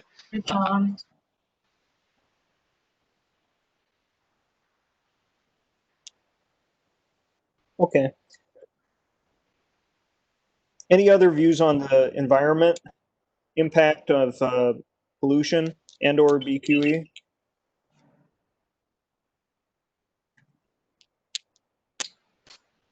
I am not hearing any. It's to. I mean, okay, I'll just say real quick on the BQE thing. Anytime you have a major artery passing through a community, obviously there's going to be pollution. And so you have two options. Either you reduce the cause of the pollution or you remove the people from the source of the pollution, right? And so the cantilevering of the BQE in a way removes people. And so that's a possibility. The tunneling removes people from the source. But there's also the reduction of car traffic, you know, which is the source of the pollution, right? That BQE can be there. If it's not being used as much, there's going to be less exhaust and there's going to be less pollution and people will be less affected. I don't feel equipped to propose anything. I just wanted to state sort of the obvious thing, which is that is the other way to deal with the source of pollution. Right, right. And of course, the other extension is to go to electric vehicles, but I don't see that happening. Mr. Newmark? Yeah, for those of you who may not be aware of it, there are local community groups in some of the wealthier parts of the community district and adjacent community districts that have formed a coalition that's been working on the issue of the BQE. They've probably been focused more on what's going through the wealthier areas, like Brooklyn Heights in particular, but they're conscious of the effect of the highway on the entire range of Brooklyn through which it runs. They would be, I mean, if the community board ever wanted to do something in terms of public education or broaden the discussions about options, that coalition would be a very good coalition to connect with. Just wanted to add that, provide that. And I have that information since I'm a member of that coalition because of a local co-op group that I belong to representing Concord Village. Okay. So would you suggest supporting that commission further or taking some other steps to make sure that to mitigate the pollution somehow? I don't know that I feel comfortable, even though I'm a member of the coalition, I don't think I feel comfortable as a member of this committee to suggest that it consider supporting that coalition because you guys don't know enough about it. So that wouldn't, I don't think it would be appropriate at this time. But if we could figure out a statement, a strong statement along the lines of what I said before. Jessica spoke very well about the effects of it, as did John. And I do think it's more important than some of the other environmental areas that we focused on. I think if we focus on the big things and actually try to make something happen instead of trying to have a big laundry list, it might be more effective. What, I have a suggestion along the lines of what Alejandro was saying. Okay. What if we propose that only high occupancy vehicles outside of trucks, because you know that's a big thing and that's the big polluter, right? But passenger vehicles. What if we say that only high occupancy vehicles would be allowed on the BQE as a way to mitigate the and I guess we just get a lot of high occupancy vehicles, so I guess that's no solution at all.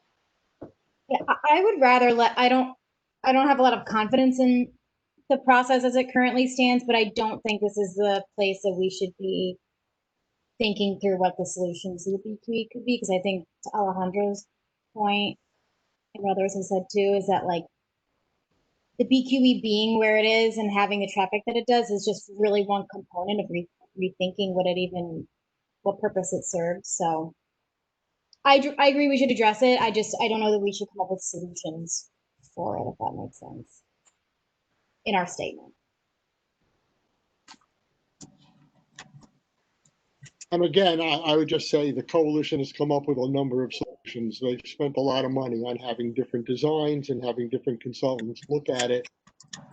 There's a lot of information there. I mean, I could send you some links if you guys would like to look at it further. That would be nice. Probably would be helpful. Yeah.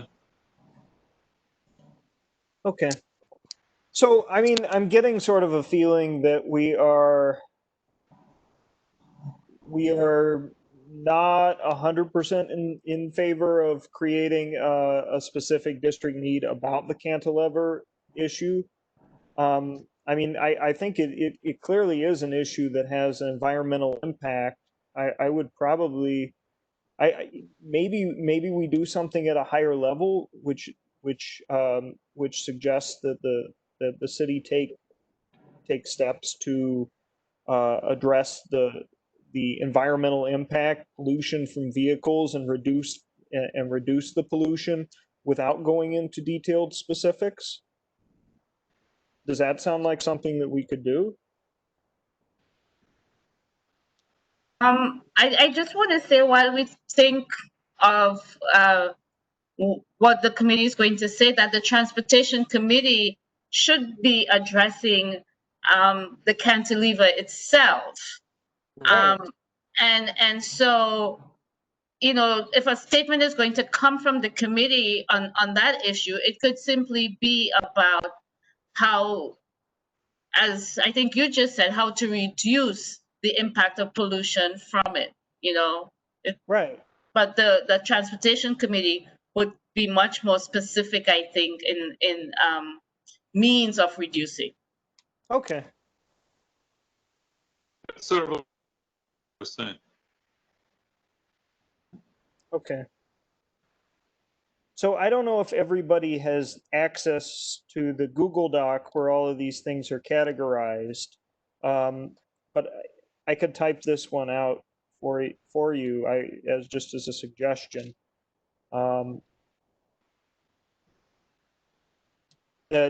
So maybe what we want to say is that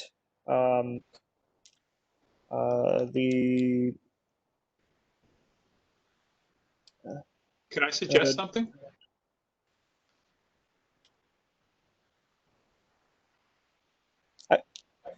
I'm thinking that maybe we say something higher level, like the triple cantilever project provides a risk of a severe environmental impact from the pollution of numerous vehicles that would be transiting through our community district, near residential housing and commercial businesses. The city should the city should examine the environmental impact statement that's produced from the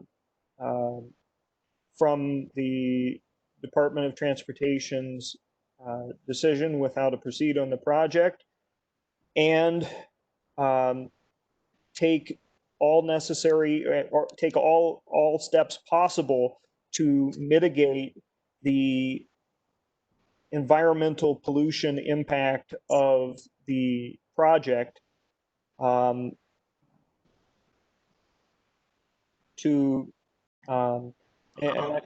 I think that's probably about as far as I can say based on the information that I have. Does anybody have any other thoughts on that point? I think that's great.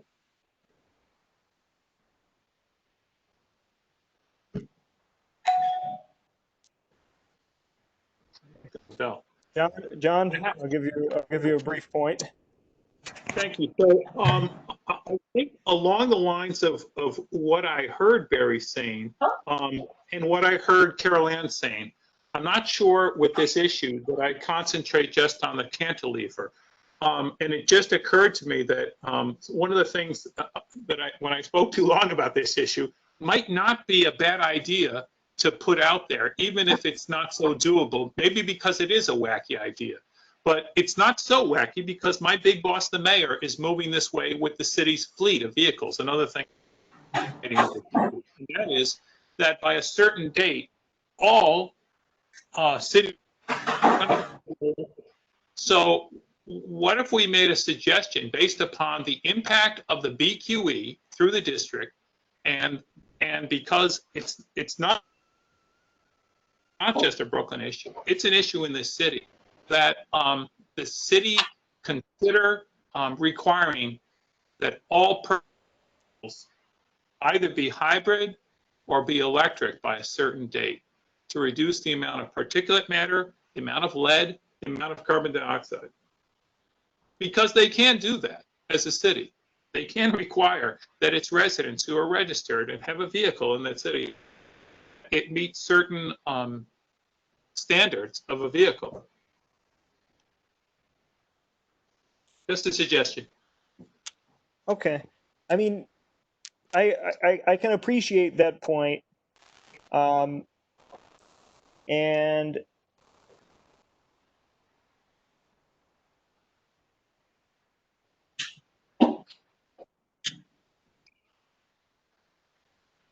just want to make sure I get my statement correct on the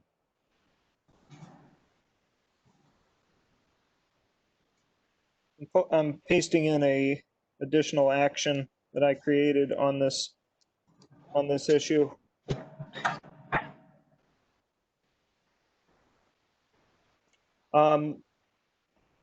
So certainly we'll take any further steps from that. In terms of your hybrid and electric vehicle proposal, John,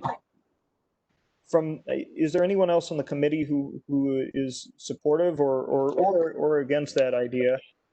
I just want to add, the amount of traffic on the BQE comes from other states that are making deliveries into the city, and also and particularly New Jersey. So I number one, I have an effect.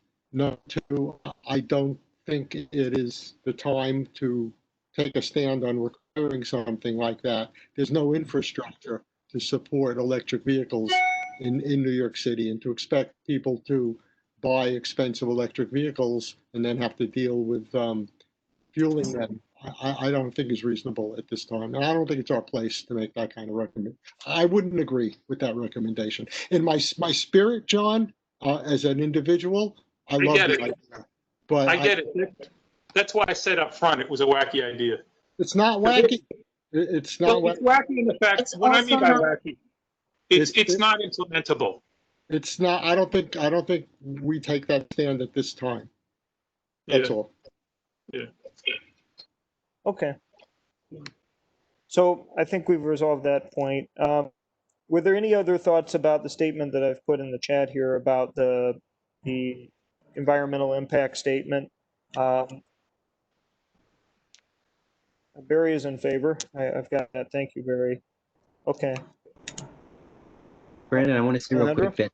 quick that it reads as if what we're saying is that it should take into account the impacts of pollution from this project alone, right? As opposed to from the BQE. Is that what you mean?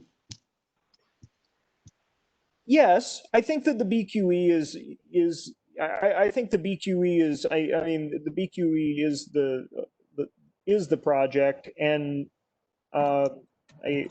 and certainly the larger aspect of that can be referenced too, because the BQE itself does have environmental impact.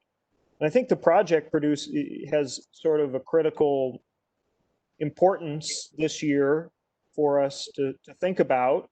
So maybe we can add that. Maybe we can add something to this statement to say a little bit more broadly that the city should examine the environmental impact statement that is produced for the Triple Cantilever project, as well as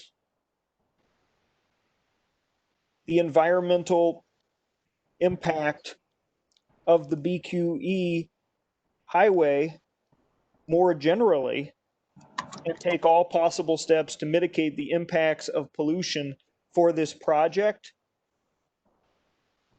and from this highway.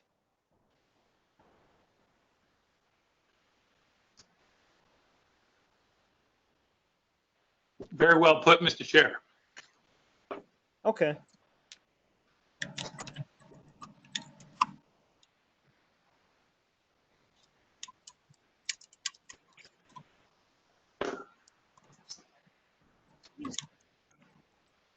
And I think Alejandro's added a point to this. Traffic. To sort of get at some of the thoughts that you had, John, which I think is very diplomatic to add, that that there should also be consideration for ways to reduce pollution, including reduction of vehicular traffic. Right. But it gives them a little leeway, so we're not requiring Right. Setting everyone to. safety standards and emission standards, right. Okay.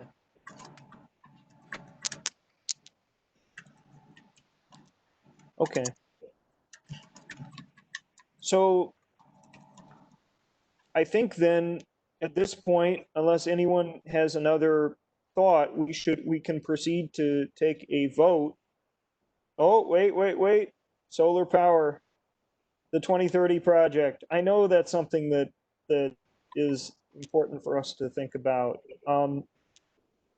We can add that to that point as well too. I'm not sure I know what transgeneration is. Nan, do you want to take that one?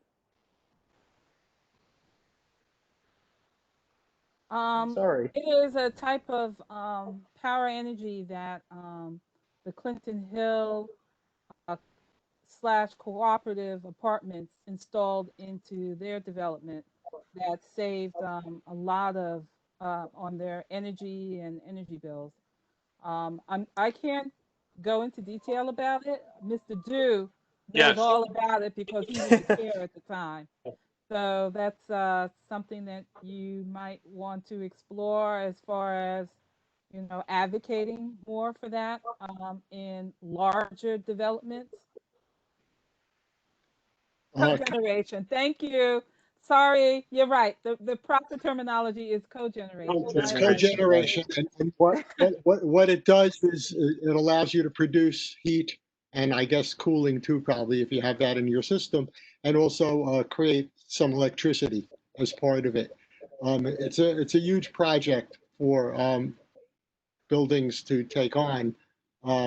And, you know, with the local law that's been passed, 97, and some of those other local laws that have to do with energy savings, the city is really moving towards wanting everybody to use electricity. Right. Large residential buildings.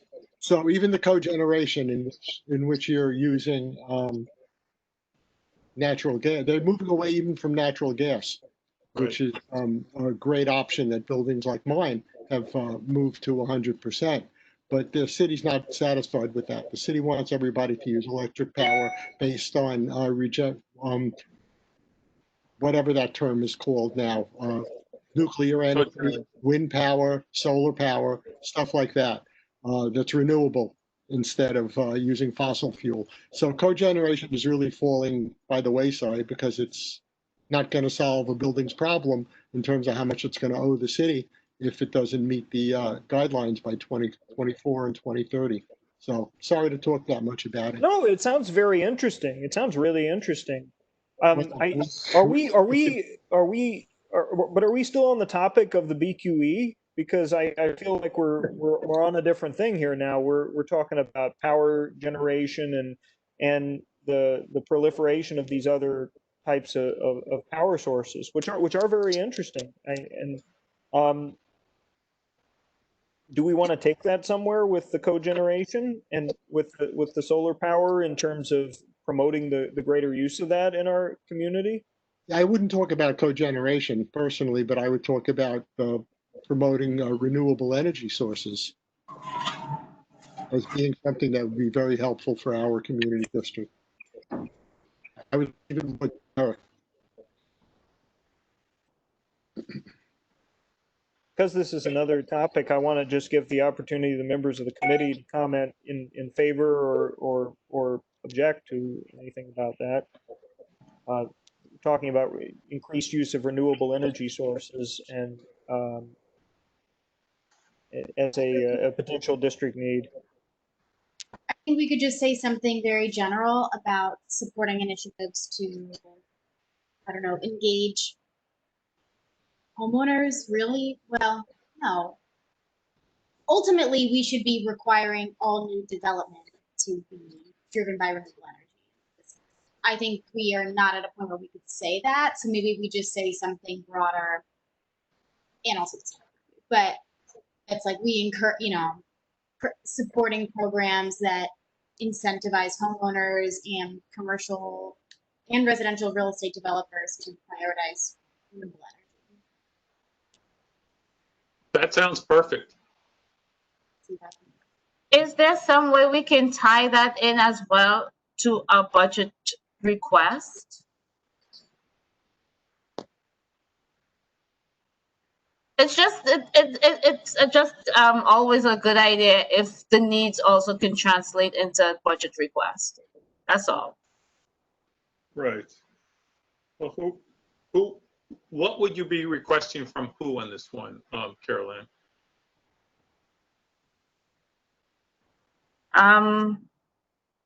I don't know. It could be that you ask the city to subsidize the installation of renewable energy supply. It could be about educational programming, and in that way is an expense item. You know.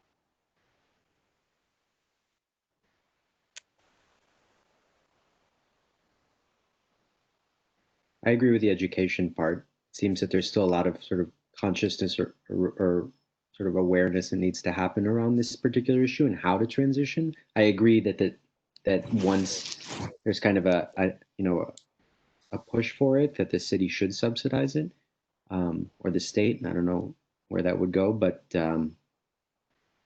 it still seems that the city should maybe make more of an effort to educate people so that folks are more willing to switch over this sort of thing.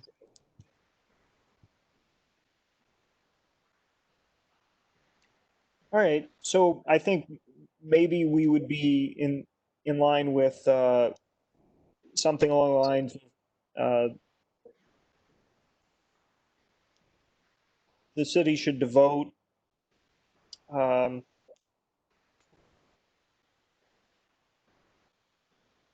funding to provide educational programming about the use of, to promote the use of Renewable energy. renewable energy sources. Right. Right. Right.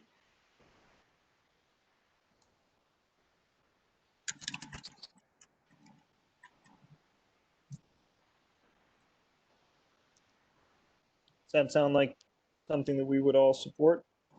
Yep.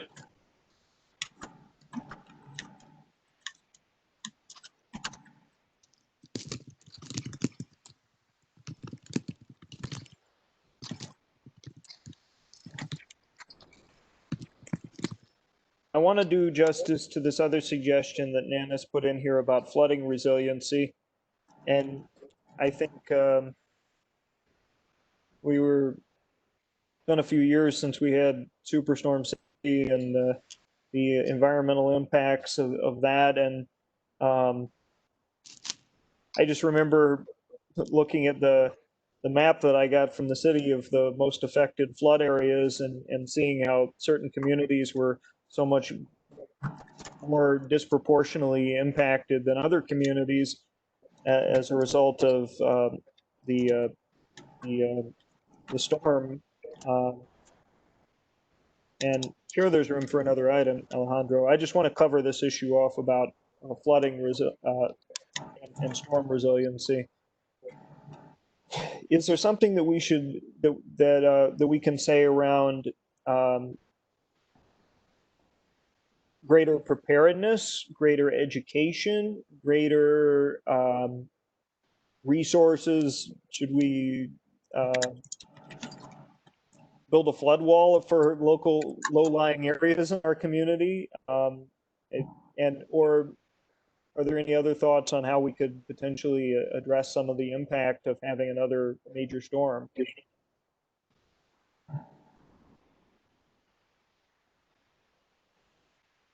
I mean, the thing I always think of is that these big buildings, like I'll take 80 Flatbush as an example, like that are being built right near major transit corridors are not required to do any sort of green infrastructure support. I don't know, for lack of a better term. I mean, eventually, ideally, there would be a requirement that if you're building something that is, based on land being rezoned, that you would have to do something like add bioswales to Flatbush, or like, some way that could be measured that's proportionate to the development, because the issue of a lack of flooding infrastructure is coming from higher levels, like physically higher levels of the land in the district.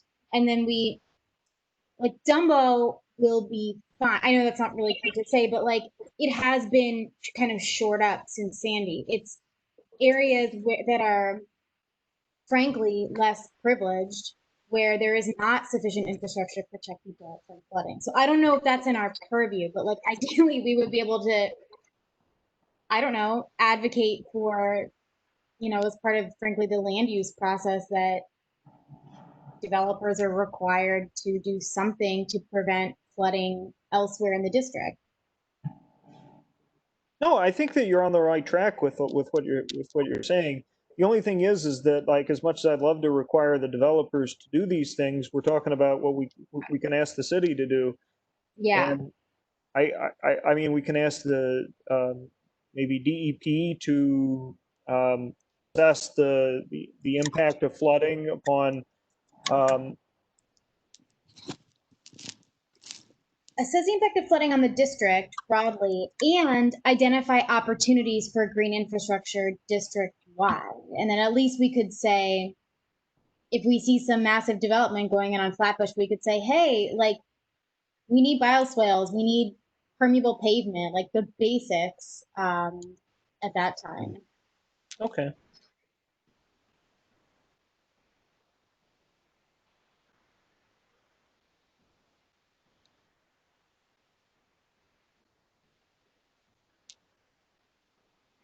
Wait 1 second, just gonna check to make sure I can spell bioswales correctly.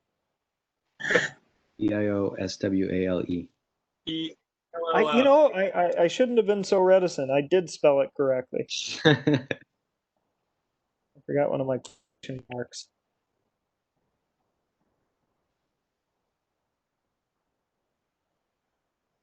Okay. I think we got an additional one there. Alejandro, you had mentioned that you had another idea too. Yeah, I mean, I was just gonna. I think we've talked about this before, and I know a lot of the infrastructure, especially subways, but for mass transit, you know, they've been able to avoid the ADA Act because they were created beforehand. But I'm just curious about what plans, if any, exist and what we can push for, or is it a lost cause in terms of making subway stations in our district more ADA compliant, you know, and accessible in general. That was I'm completely on board with this, but Caroline, is this the purview of the Transportation Committee? These improvements to subway stations, because I feel like that's really come out of that committee a lot in recent history. It is probably more transportation, but I think from looking at it as the human resource part of our social services part of our portfolio, we could probably figure out a way to phrase it as such.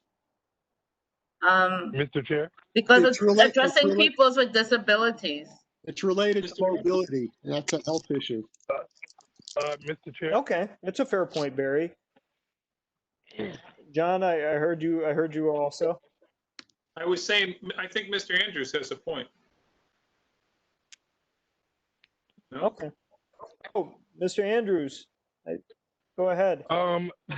They are working on that as we speak, because I'm on the team where with Alex Alagoudin and everybody else, we have a committee that oversees MTA, and they are working on, they have 50 stations that are done. They may not necessarily be in our district, but they are working on that. But Pat Foy came out and said, well, if we don't get this bailout from the federal government, that they're gonna have to cut those projects. But they are still working on those projects, not necessarily in our district, but if we put a list together of stations in our district, you should be able, Caroline should be able to forward those over to Rachel at MTA, but I don't know if they're going to get to those. I don't know where they are, but I can get some details and get back to you guys on that. Okay, so I'm just going to throw down my home station because I absolutely feel it's disgraceful that the High Street subway station entrance near our wonderful home, very Concord Village, is the escalator is constantly broken, and it baffles my mind. In fact, it doesn't baffle my mind. It's just tragically awful that no one who experiences a physical disability in some capacity can get down there when the escalator is broken, and they've been perpetually fixing it for some time. Now, I say that with a grain of salt because I have not accessed that subway station since March because of the pandemic, but it never seemed to get any better, and there were always people who were there replacing it. And I mean, it'd be wonderful if they put an elevator in the station, but you know, at least having a functioning escalator was an issue of access, I felt. And actually now, Mr. Chair, with the new app that just launched, My MTA, you can actually report these things, and there's a dashboard that lets you know when the elevators are done, as well as I believe the escalators. I'm not too sure, but you can look at the My MTA app and see. They just did some updates to that for the elevator dashboard. I don't know about the escalator. I'm not too sure about that. Victor's right, and I think the escalators are listed also, but it's our station, and it's also J Street, which is at York and J. Both highly populated, highly used, at least before the coronavirus and hopefully after the coronavirus, and they both need a tremendous amount of work. That's transportation, but it's also health. Yeah, Right. no, it's almost like where do we start? Because Evans Street, Borough Hall, Clark Street, they all need significant repairs associated with them in different ways, and they all have their own impacts upon access and Yeah, health. they're putting in a new elevator by Borough Hall. We've been working on that for a while. And Well- Clark Street is scheduled. Mr. Chair, I think perhaps we should make a statement that says handicap accessibility is a right, and therefore elevators should be installed in all locations throughout the district.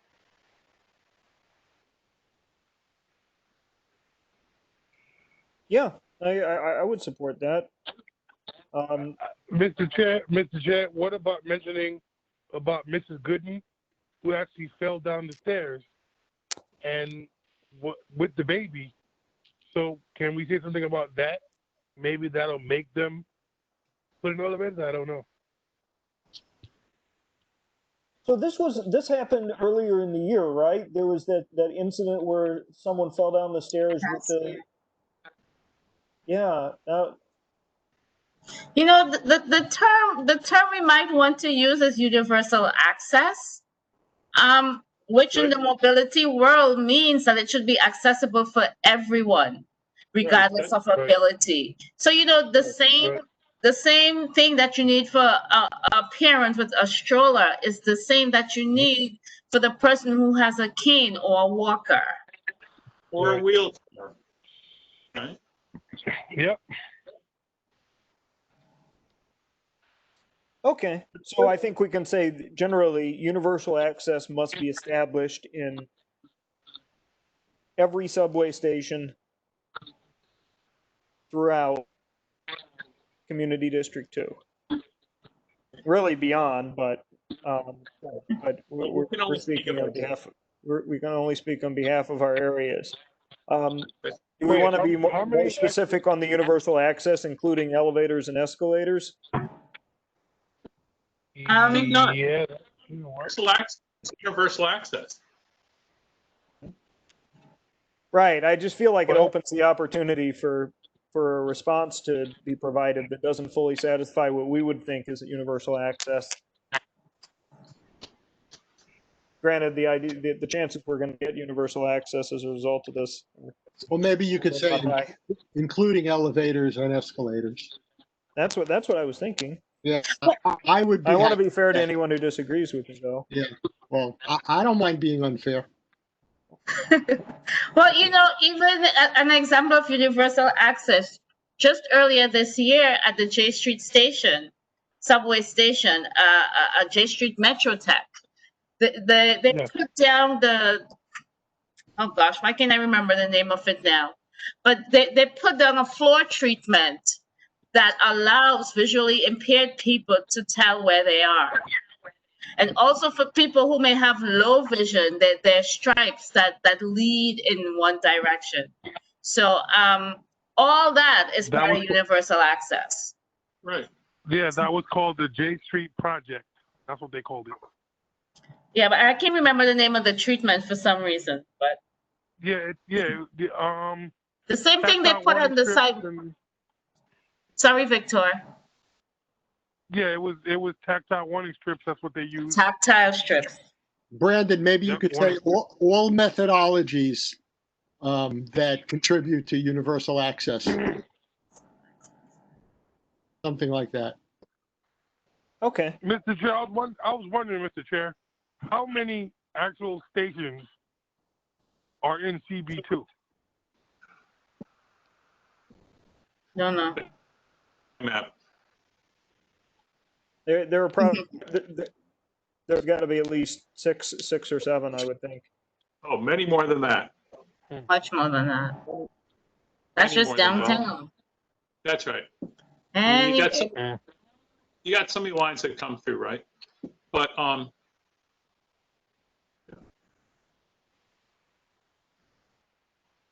okay, so I've got that statement.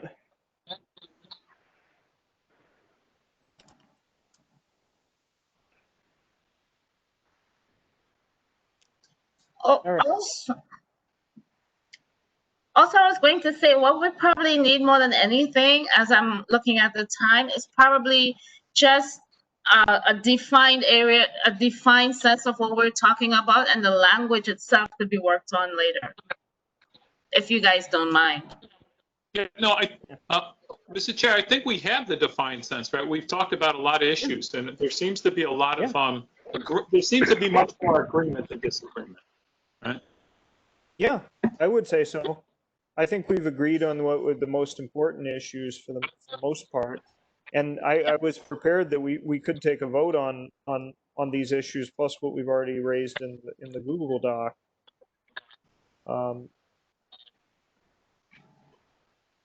Does anybody have an objection to that approach?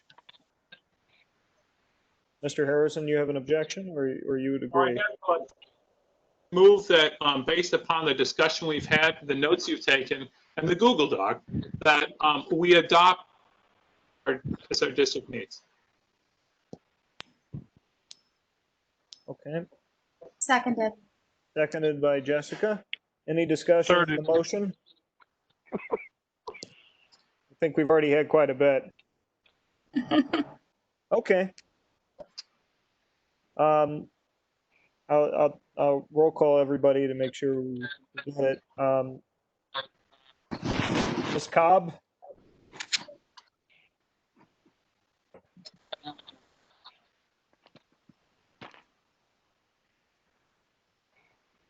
Ms. Cobb, I believe you're on mute. There you go. Okay, in favor. Okay. Mr. Newmark? In favor. Mr. Harrison? Okay. Mr. Varela? In favor. Ms. Thurston? In favor. And Ms. Richardson? In favor. And Mr. Andrews? Favor. Great. I think I got everybody. Great. So we've completed that item of our agenda, and we can move on to the next item, which is a familiar one for us all, the liquor license reviews.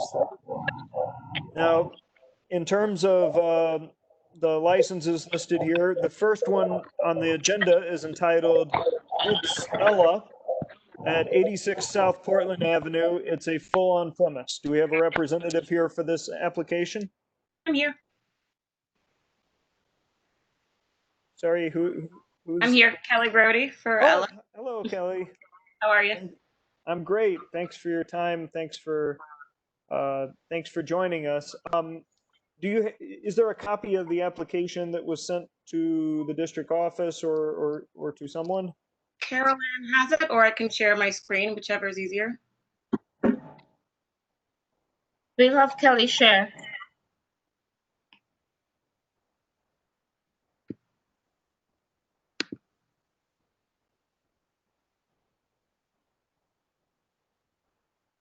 Okay. So we're going to have Kelly share the application? Yeah. Okay. She has access. Great. Give me just a sec here. I'm seeing a connectivity issue on Kelly's line, so it might be a little slow. Yeah. It's showing as connecting here.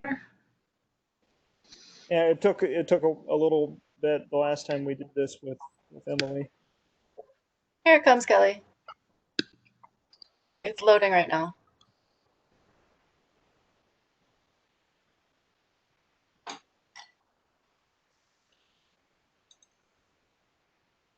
Let me know when you can see.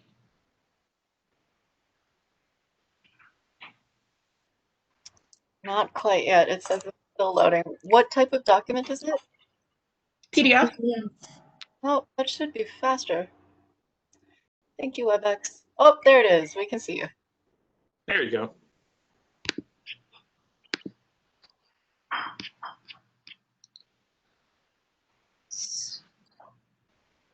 Shall I begin, or do we begin with questions? Remind me. No, if you can give a brief overview of your presentation or of your establishment, and then I just need to be able to. figure out how to view this myself. There it is. There it is. Excellent. Cool. Yeah. Yeah, if you can give a brief overview as to what your application, what your establishment does, what are the hours, what have your interactions been with neighbors, and what kind of facility you've got in terms of indoor, outdoor seating and any noise issues, that would be probably the best presentation, and we can take a few questions from there. Sure. So some, if not all of you may remember that I presented before the board in February of this year. We were originally considering a space on Myrtle Avenue, 347 Myrtle. That was in February. Once COVID hit in March, all of those plans fell apart. We are now leasing the former Pequeña space at 86 South Portland. Our bar restaurant is a wholly owned subsidiary of a 501c3 non-for-profit that was developed to benefit women in New York City. All of our profits, after we have paid fair wages and taxes and expenses, will be donated to said not-for-profit and distributed to other 501c3s, predominantly in Brooklyn, but all throughout New York City. What else can I answer for you? The space was operating as a restaurant up until a few months ago. We are actually, since it is still permitted, we have purchased the business entity that was operating there and aim to be up and running sooner than later with our new application with the existing license. As far as sounds, there will be very minimal construction because it was basically turnkey. We have hired a sound engineer who will help to just make sure that we are not any more disruptive than the previously licensed place has been to the residential neighbors.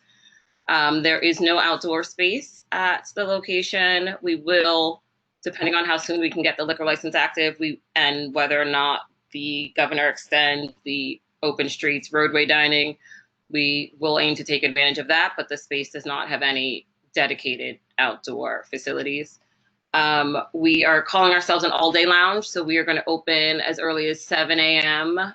We're on that corner where the Green Grape Annex just closed, so there's kind of a lag in the coffee service in the neighborhood. It's located between two subway stations, so we plan to open as early as 7 a.m. for coffee and cafe service, and then continue through the evening. The hours, you should be able to see them there. These are obviously like a post-COVID fantasy time, open and closing times that we've posted here.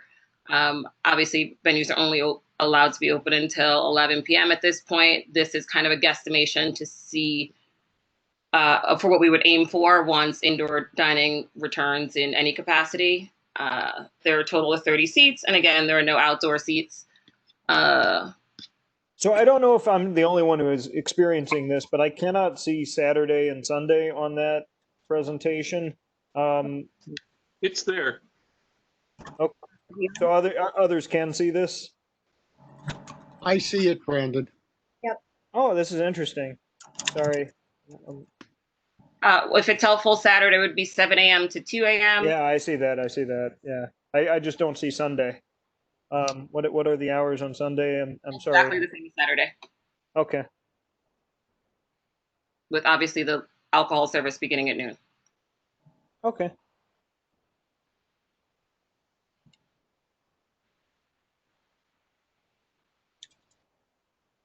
Yeah, great.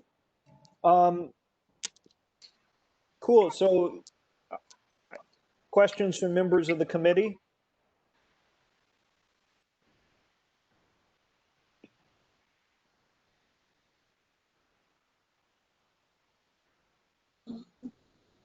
Observation. I'm going to go with question first. Mr. Alejandro had a question, so you want to take the floor? Yeah, thanks. I'm just curious. No outdoor space. Is that correct? Correct. All right. I can't believe I asked. I'm very familiar with the space. And just around employment, this has no bearing on your application. Just curious how many people you expect to employ. So I actually would like to talk a little bit about the employment as you guys discussed earlier. When we were pursuing the space on Myrtle Avenue, I worked very closely with Chad Kirky at the Myrtle Avenue bid. And one of the great disparities, I would say, that changed once we were no longer in the Myrtle Avenue bid and were now covered by the Fab Fulton bid, is that Myrtle Avenue offered us a lengthy list of resources to assist in hiring locally and a diverse workforce. We set up an apprenticeship. We were planning on taking advantage of the apprenticeship program that they offered. They were offered to do like a open house hiring session for us. And so when we identified this new location on South Portland, I contacted Christina Chavez at the Fab Fulton bid, and they offered nothing of the sort. So as the committee was previously discussing, the lack of hiring and the lack of diversity that is evident in the very saturated Dekalb Avenue side of the park, where all of these food and beverage entities exist, but they aren't hiring from the local community, it seems like a disservice that the job seekers on the Myrtle Avenue side of the park aren't solicited for open positions by the Fulton business district, since it has such a higher concentration of food and beverage as well as retail outlets. So from the beginning, we created this brand to be able to give back and to be able to put women and minorities in positions to succeed. And so that was always something that we pursued. And it was kind of shocking when once we moved from the Myrtle Avenue bid to the Fab Fulton, there was no support in that department. And as we talk about restaurants and bars struggling through the current pandemic and the bandwidth and the resources that these business owners have to contribute to finding a diverse workforce is limited. And it seems to me that there could be additional support to make sure that these positions are advertised and offered to local members of the community.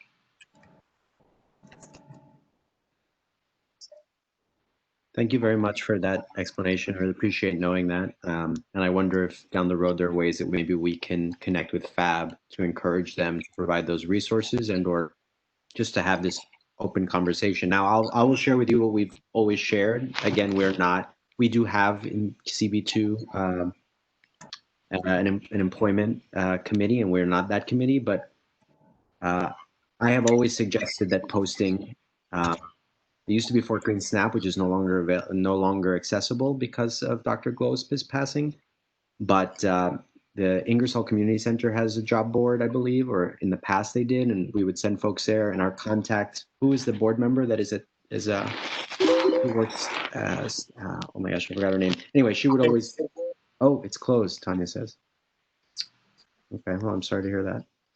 We would always just encourage folks to post at Ingersoll, Whitman, and Farragut. But I don't have an answer now for that.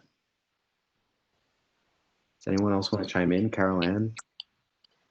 I don't know.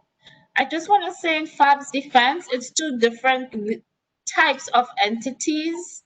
Fab is a bid in its creation, while the Myrtle Avenue bid wasn't just a bid. It was also it also had the Myrtle Avenue Revitalization Program, which was charged with doing different types of work that sort of seemed seamless to the public, but there were two organizations working together to make that happen. Understood. So, thank you for clarifying. It's a little different.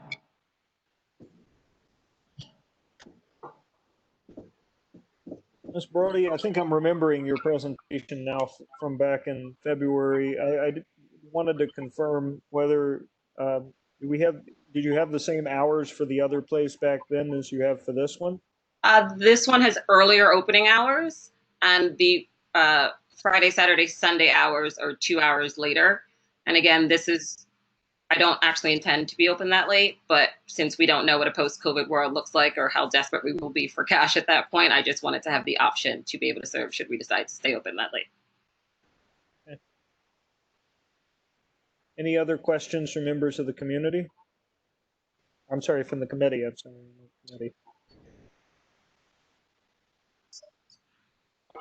Just an observation, Mr. Chair. Go ahead, Mr. Harrison. 8 o'clock in the morning is pretty early to be serving alcohol. Allowed by the law. What's that? 8 a.m. is the time that the State Liquor Authority allows alcohol service to begin. We just set it up to be completely aligned with those hours so that we had the option once we have a better understanding of what a post-COVID world looks like. And we don't know if the to-go options are going to continue. So if somebody wanted to pick up a gift on their way to work and grab a bottle of wine from us outside of the train station, we'd like to have that option until we have a better understanding of what food and beverage service looks like going forward.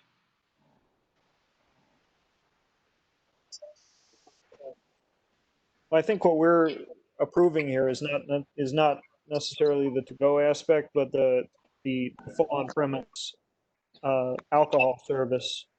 So, and just to be clear on that point, but I did want to ensure that everyone had their questions asked. Was there any other member of the committee who had a question on the application?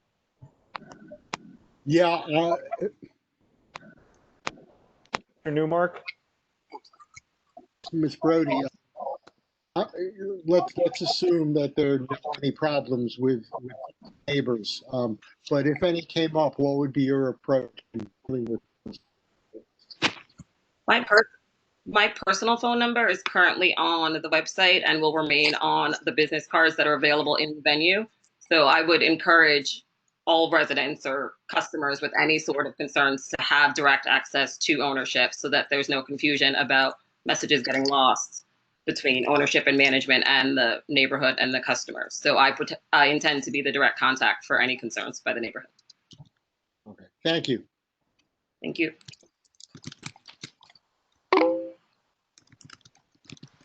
Any other questions from the committee?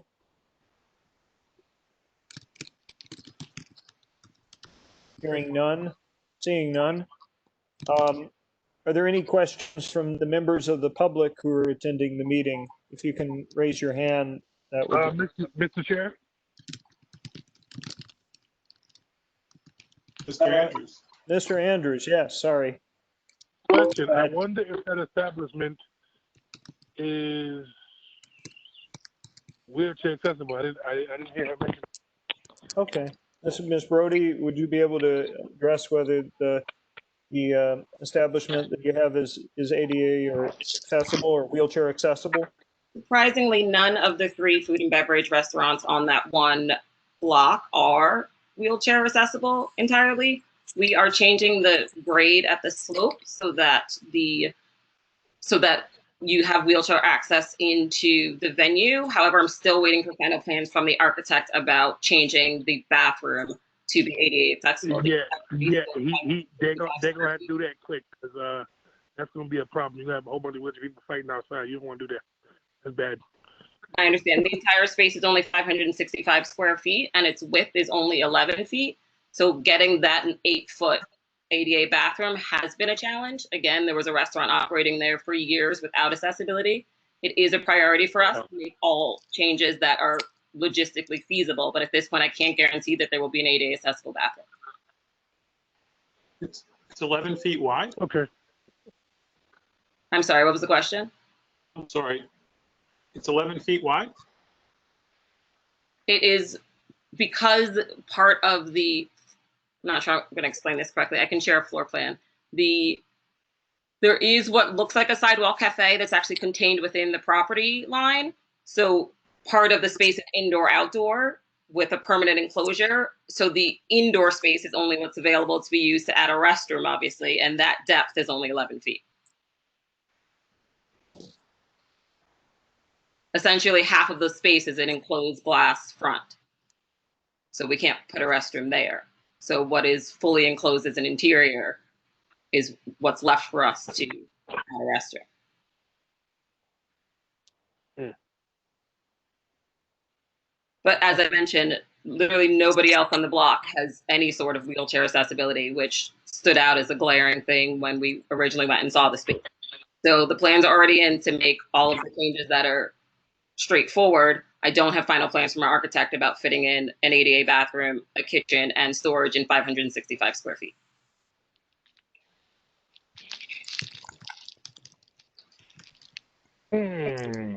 Okay. Okay.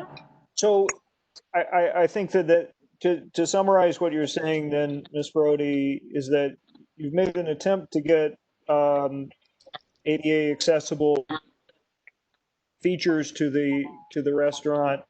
There are some challenges presenting themselves with the bathroom. Are you saying that the bathroom is not going to happen, or that it's looking like it may not happen? The plan is for it to happen. I just wouldn't want to guarantee it to you because I know that there are two different architect firms still consulting about the best way to do it. So I don't have concrete plans that I could say are set. Okay. All right, great. That helps, and I appreciate you clarifying, because I think, you know, everybody, we have some we have interest to know where it stands, and I think that's a good explanation of that. Any other questions from members of the committee for this application? Okay, I don't see any. Members of the community. I'm sorry, I just want to ask for the members of the community at this point if there are any other members who have questions about this application who are not from the committee. Raise your hand. I don't see any hands raised on this from the members of the community. Now, before I ask if we have a motion, did you want to add something, Mr. Harrison? If you could do so briefly. No, I didn't have that was not me, Mr. Chair. Okay. Oh, okay. Was that you, Mr. Andrews? Yes. Oh, sure. Sorry. I'm just wondering, can we ask that if it is done, that they can let us know if and when that gets solidified? Is that possible? We'd be happy to. Okay. I think we have the answer. So you'll provide an update to the board office about the outcome of the issue with the ADA accessible bathroom. Absolutely. Thank you. And again, it is of the utmost importance to us. That's why we're changing the slope at the entrance to the grade. These are things that were taken into account from the outset. It's just, I wouldn't want to misrepresent and guarantee you that it is done and happening before I have those signed off plans. Okay. We appreciate the transparency. And I think from here, I'll ask if anyone on the committee has a motion for this application.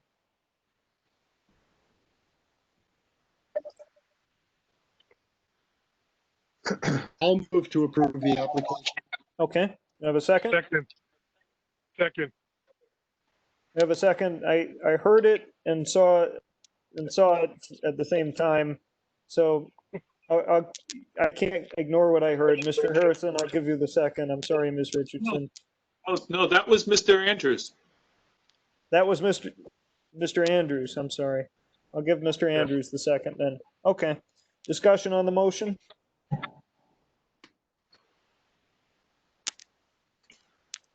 Hearing none. Take a vote.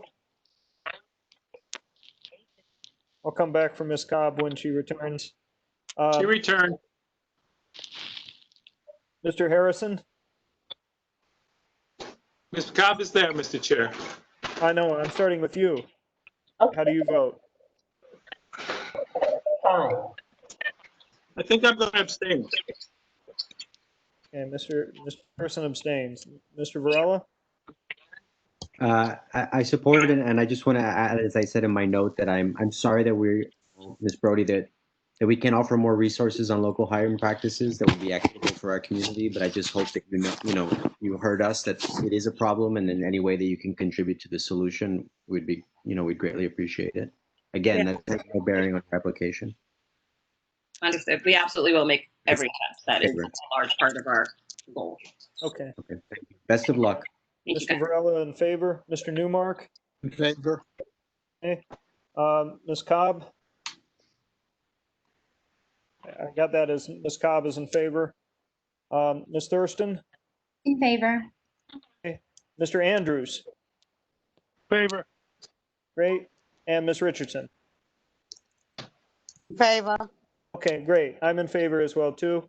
So we are unanimous with one abstention. Thank you very much, and best of luck to you. And we'll look forward to hearing more about and with your business. Great. Thank you all. All right. Moving to the next item on the agenda, we've got. Let's see. I remember one of these was laid over, and one of these is here. Is it 224 Green or 68 Bergen who's here? 68 Bergen. Okay, so 224 Green is laid over for this month. And we'll go to 68, I'm sorry, let me get it correct. 68 Bergen Street, Barbalu. It's actually Barbalu. There's they threw an extra A in there. Okay, Barbalu. Barbalu. Great. My name's Bob Callahan from Mike Kelly's office. With me is the owner, Stefano Barbagallo. Hi. Everybody. So basically, this is an on-premise liquor license application. We're located at 68 Bergen between Smith and Court Street. We're a full-service Italian restaurant. We'll have 19 tables with 46 seats and a 9-seat bar.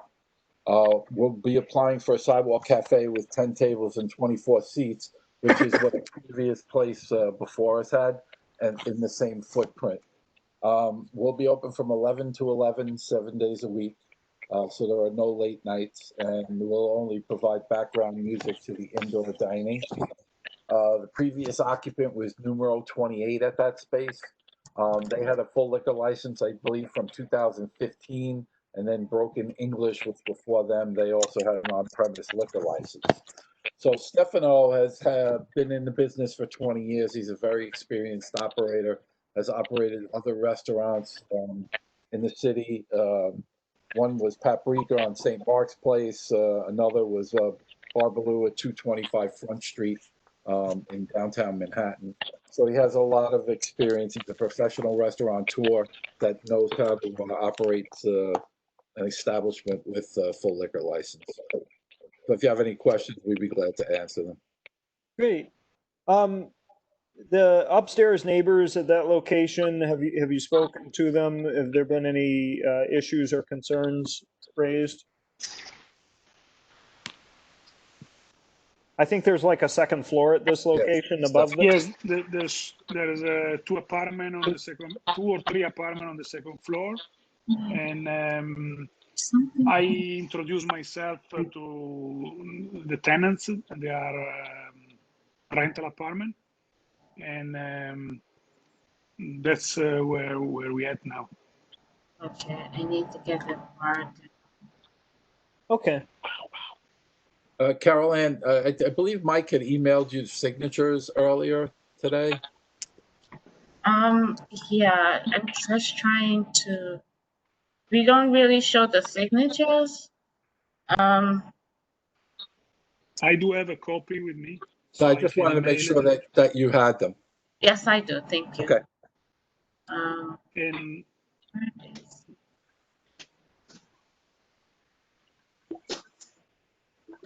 All right, while we're looking this up, are there any questions from the members of the committee for this application? When do you plan to open? I'm sorry? When do you plan to open? the place, I think it will be ready by end of October. Is obviously everything depends on indoor dining at this time. I still operate my other place, which is called also Barbalu in the financial district. So here I have some outdoor table, but if we don't get outdoor table, I may keep this closed until we can operate indoor, because it's gonna get too cold, obviously, to work outside. But hopefully by the end of October, we should be ready. Thank you. Thank you. Other questions from members of the committee? Okay. I'm just wondering. Mr. Andrews, yes. I'm just wondering if does he have any accessible ladies or men's room or one bathroom in his restaurant that he's working on? There is 2 bathrooms, and they are, I believe, wheelchair accessible. There's a large front, so there's one door that is with a ramp, and it can be open and become a wheelchair accessible. The main door has a little step. So wheelchair can access the space, opening secondary window or door, which is already there, is existing, but is normally kept closed. Okay, got it. Oh, If I remember correctly, this location had issues, or previous, which again is not, I'm not mad on you. This location has had issues in the past. There were many complaints about the outdoor cafe.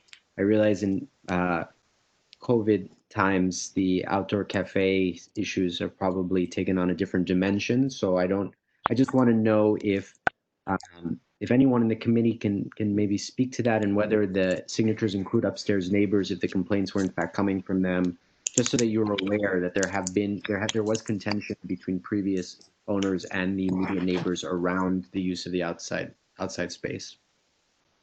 Well, my office is aware of it because we had represented that gentleman as well. The complaints, I believe, were going past the boundaries that he was supposed to be, and they had this enormous white picket fence around it, which took up some room as well. I know that was a problem at one point. Ms. Church, have we received substantial number of complaints about numero 28 or broken English in the past? And do you recall anything about that? Actually, I would say we haven't received anything in a couple of years. Okay. Mr. Chair? I'm not personally aware of any, but Mr. Harrison? Yeah, it was a while ago. This is actually to Caroline. Was one of those the entity in which we had a meeting with a, I think it's not being too much of a drama queen to say it was a vast number of people that came from the community. Is this the same entity? No, it's not. Okay. Right. Okay. Good. And what are you talking about? Smith Street. I would like to mention that I've been living for 23 years on the same block. So I'm pretty much part of the community. My 3 kids goes to school in the public school in the community, and I live on the same exact block, like I'm living on Bergen between Smith and Court. I mean, just to mention. So, Mr. Barbagallo? Yes. One second, Mr. Harrison. I heard you, but I saw Mr. Newmark get his hand up too, and I wanted to give him a chance to speak. Yeah, I assume what I'm going to hear is positive based on that. But I'm going to ask you the same question I asked the prior applicant. If there were complaints from the community about either the outdoor space or anything related to your new establishment, how would you go about responding to those complaints? I want to work with the community. The community will be my customer base, so I have all the interest in working with the community. I want to make a place where it is community oriented and where everybody in the neighborhood will feel welcome, and that's the only thing I can say. I mean, I obviously want to work and try to address any complaint. Okay, thank you. And my second question is, I always forget if 11 p.m. is permitted for outdoor spaces, but let's assume it is. Would you consider closing earlier Monday through Thursday? No problem. No problem. My place in Seaport, in South Street Seaport, in the financial district, close at 10 o'clock every night. I open it until 11 only Friday and Saturday. So Would I you- definitely. Stefano, he's talking about the outdoor space. Yeah, Yeah. I mean, during the Yeah. week, I have no problem at Yeah, closing right. at 10 o'clock. I mean, 10 o'clock? If you would- I don't want to work late. I'm fine with closing at 10 o'clock. Yes. Thank you. So if you'll amend your application to that effect.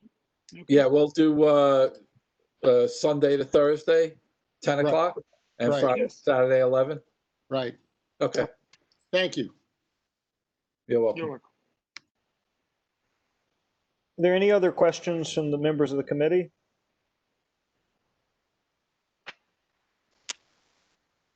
Mr. Varela? Just curious how many people you expect to employ. I predict, I mean, if things improve and I'll be able to do a good job, I think we'll be around 20 people. I mean, to cover 2 shifts, I will need at least 20 people. And Employing again, in a similar space right now, at full employment, I was around 25. Right now, I have a little bit less because of only outdoor dining, but you know, I hope to employ at least 20 people. and again, you heard the conversation earlier. I'm sure you've been all a while. I just want to say the same encouraging thing and say that I believe that the Gowanus Housing has a community center at Hoyt and Baltic. So if you feel like if you think that might be helpful to post for employment there, I encourage it. Okay. No barrier to Definitely. application. Definitely. Thank you. Any other questions for this applicant from the committee? Just an observation or just a comment, Mr. Chair? I don't think I speak out of turn in saying to Stefano, we would be very pleased to see that you hire from communities of color and that your staff, in fact, reflects that. Okay. Mr. Chair, as it applies to the good questions that my colleagues asked, the obvious one to me is that Stefano can run, but he can't hide. He lives on the same block. So Exactly. I'm trying to be a good neighbor. Okay. Thank you, Mr. Harrison. Thank you, Mr. Chair. For anyone who's a member of the community, to the extent that we still have a few left in the meeting, are there any questions for this application?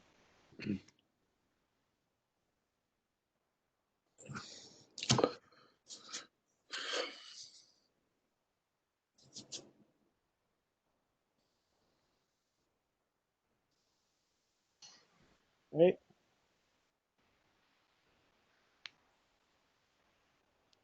I don't see any hands raised. At this point, I'll ask if anyone on the committee has a motion regarding this application. Mr. Harrison? Is there, what is your motion? Okay, he's moving to approve. Is there a second? Second from Mr. Newmark. I see Mr. Newmark at the second. Discussion on the motion. Hearing none. How do you vote, Ms. Cobb? Approve. Mr. Harrison? In favor. Mr. Newmark? Approve. Mr. Varela? In favor. Ms. Thurston? In favor. Ms. Richardson?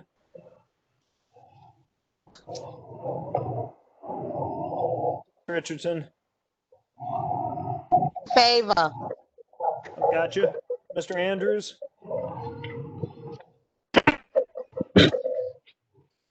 I didn't quite hear you, Mr. Andrews. Sorry. Favor. Okay. Did I get you also, Mr. Newmark? Mr. Newmark approves. Great, so we're unanimous on this one. Thank you. Thank you very much. Thank you very much. And just on a quick personal note, it's great to see the committee again, and I'm glad to see everybody looks healthy and happy. Callahan. Thank you. Thank you, Mr. Callahan. See you soon. Hello to Mr. Kelly. I will. See you soon. Right. Stay safe. Thank you. You too. Thank you. All right. Well, it's been a while since we've done this, but we're up to the renewals. We have 5 renewals on the calendar tonight. 81. Wait. We have a restaurant wine. We have a restaurant No. wine. No, held over, I think, right? No, That it's one's laid held over? over. Okay. Laid over. No, I the did my restaurant homework. wine, 10 Claremont Avenue is laid over. We'll move the over to the restaurant wine renewals. is waived, not laid over. Ah, very good. Okay. Renewals, 81 Washington Avenue, Westville, Dumbo, 892 900 Fulton Street, Sisters, 243 Dekalb, Romans, 445 Gold, the Alamo Drafthouse, and 97 Hoyt, aka 348 Atlantic, the Hoyt. Ms. Church, do we have any complaints or concerns that have been expressed on these renewals? None. Okay. Any other comments from the committee on any of the renewals?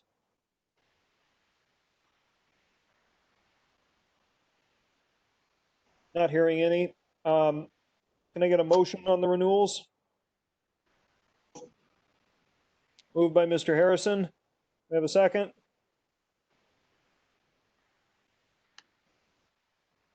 Anyone want a second? Mr. Varela seconds. Great. Discussion. Hearing none. I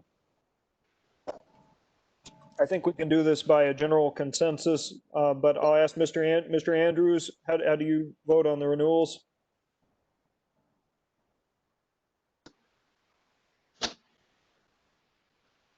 It's a go, Mr. Chair. Go. Oh, Mr.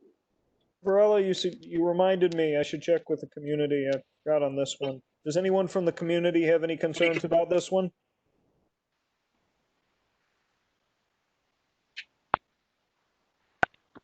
These are the 5 renewals I listed. No.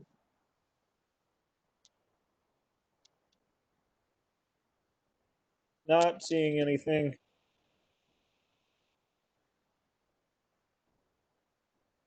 Still not seeing anything. Okay, I'm going to go back to the voting. Can I just get a show of hands from everybody as to their support for this one? Ms. Richardson, I can't see you, so perhaps you could announce how you feel about the renewals. I could barely hear you guys. I'm sorry. Yeah, jeez. We can hear you. I could barely hear you.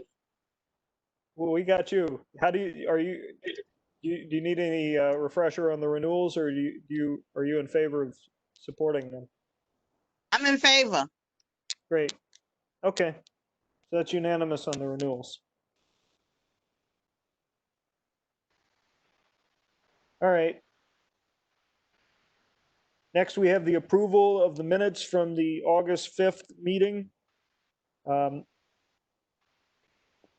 Does anybody want to make a motion, or does anybody feel they haven't had enough time? I'll give Ms. Church. Did you have something you want to add? Yeah, I just want to make a correction on the spelling of Mr. Caraballo's name. It's Caraballo, not Bello. That's right. It's Italian. All right. Now I forgot who had the motion. No one had the. That was Mr. Newmark. He's got the motion. Mark has the motion. I'll second. Make the motion to approve the minutes as amended. Yep. Second.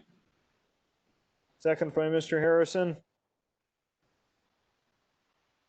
Mr. Andrews, are you in favor of approving the minutes from the August meeting?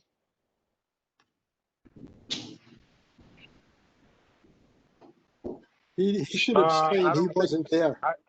I wasn't there. I'm going to abstain on this. Okay. Mr. Andrews abstains. Could I ask for a show of hands from everybody else? I abstain. I left midway. Okay. We got 2 abstentions. We got myself, Barry, John, Akaswa, Jessica in favor. Ms. Richardson, how do you vote? I would imagine you might abstain as well, because I don't believe you were there at the August meeting.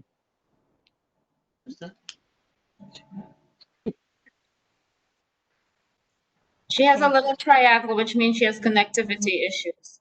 Okay. Well, we can mark that, and I don't know if we mark that as abstaining, but we can. I'll just say she didn't participate in the vote. Okay, I think that's fair. All right, I believe that passes. Does it not? Yes. Okay, great. The minutes are approved from August. All right.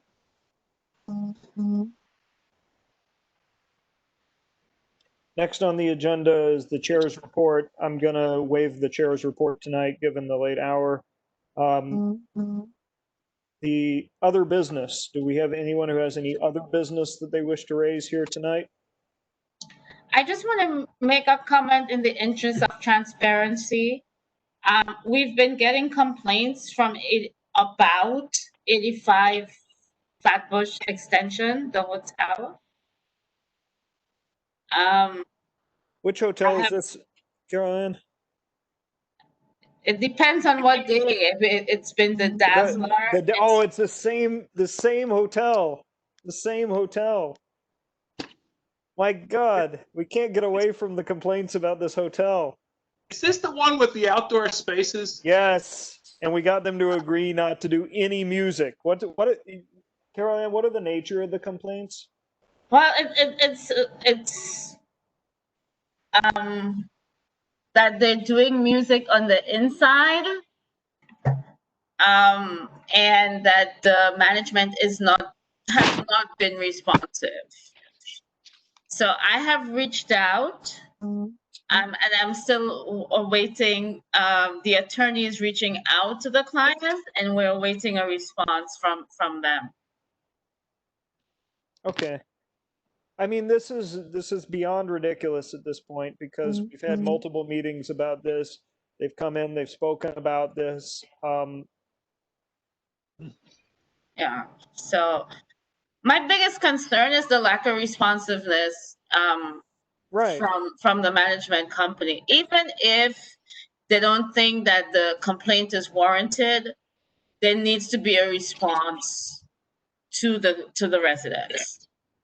So when you're contacting them, Carol-Ann, are you what is that contact like? We're seeking to try to bring the people together, or I would just think, is there anything that we can do to foster that? Like maybe invite them to a meeting so that we can help hash this out again with the community, particularly because we've confronted that question before with them.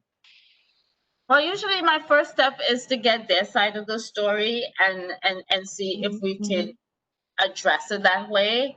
I mean, they've used a couple of their free passes, but still, we need to hear what it is that they have to say, and then take it from there, because there is a signed agreement to what they were going to do in terms of managing that space, so they can be held to that. But first, we need to hear from them. Okay. So I guess when they respond to the attorney, then they'll follow up with me. Well, what if we don't hear from them? I mean, is there a point at which we can take a stronger course of action? We wait for the renewal. I mean, unless they're doing something that could be really be called illegal, it's not going to be easy for us to get any action on that from the authorities. So we would have to wait for the renewal and try to impose some stipulations again then. Right. So we Carol couldn't Ann? write to the SLA. Excuse me, John. I'm sorry. We couldn't write to the SLA. Just let them know that we're concerned about the lack of responsiveness that this organization has provided, given that we have a written document outlining agreed to expectations with regard to performance. That's probably an option, yes. I would think so, but I think let's. When was it you contacted them, Carol Ann? Probably about a week ago at this point. Oh, okay. So, Carol Ann, so you were trying to get them to come in and meet with us? No. I'm trying to hear what they have to say. Right. Okay. I like to start from that point. Right. So I think Barry's point is a good one, but maybe I was reading into what you said, but I was thinking that maybe we could consider the possibility in the future of part of our protocol for entities acting in this manner, maybe not exactly this, not in a great way, that we do call them in. When it looks like the is a certain length into the future, is sort of far into the future. I don't know if that's constructive or even wanted, but yeah. Well, this applicant, it probably was different management, multiple iterations of different management back at the time, had agreed to come back and speak to us about in connection with community, and the community came back, but for the meeting that we had agreed to go to, but nobody from management came back. I think we've got to wait.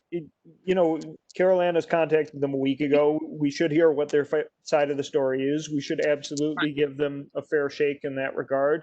And, but I think I would.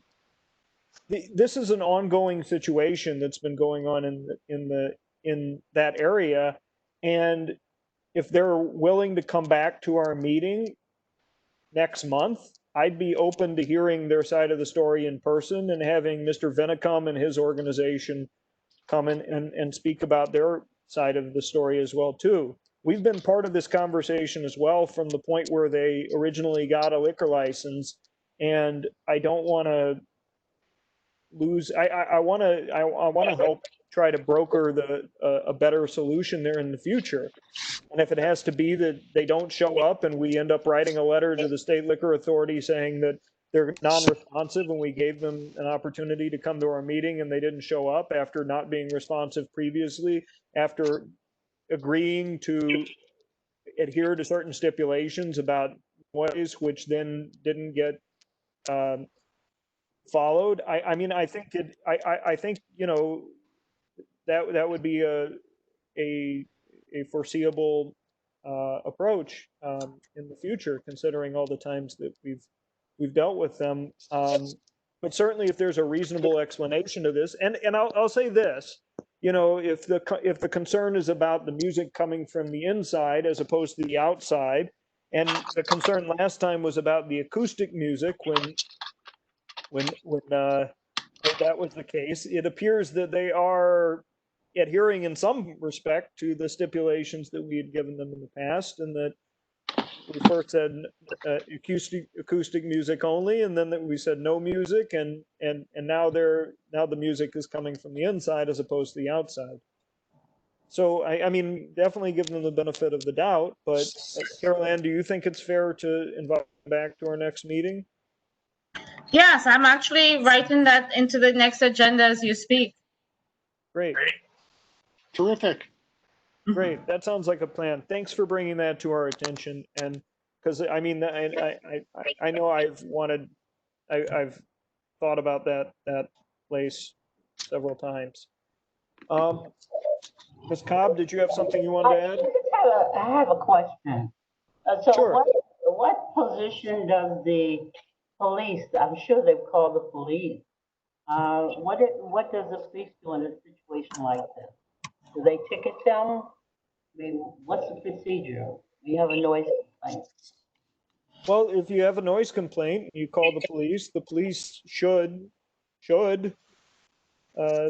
and do that. Whether they actually do that in practice probably depends on their volume of crimes that they need to respond to in some respect. But at the same time, I would think if you call 911, that somebody's gonna show up. Not for noise. Right. If you call 911, Well, it's call not going to 311. be. No. It's not going to turn up at the top of the priority listing. So that's usually an Yeah. issue. You know, it's a noise complaint. Right. So they might show up 2 hours later. The party's over. Was our former committee member's issue, right? This was Andrew's issue with a number of entities, right? He'd say that, the police were called, the 88th didn't show up till 3 hours later. Yeah. No noise at all, the establishment closed.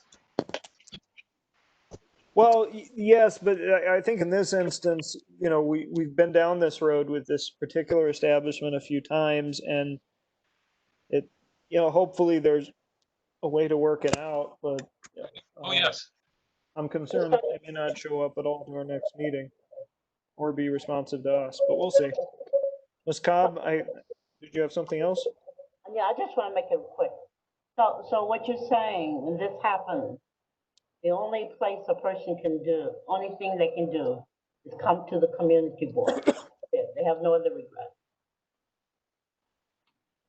There are a couple of things, right? If let's just suppose that the police officers show up, and some can be a little objective. And they don't really, as far as I understand, I don't know how much that has changed. Unless it's really loud, they're not going to really do anything beyond say, can you turn it down? From what I heard in the past is that their decibel readers weren't being calibrated on a regular basis. And so that evidence was not permissible in court. I see Mr. Harrison shaking his head. He remembers that conversation. So that's another issue as well. Yep. They didn't keep their tools. They didn't keep their knives sharpened properly, or they didn't keep their tires inflated. It was a technical issue with the tools. You're absolutely correct for remembering that. It came out in our meetings. It came out at precinct council. Yeah.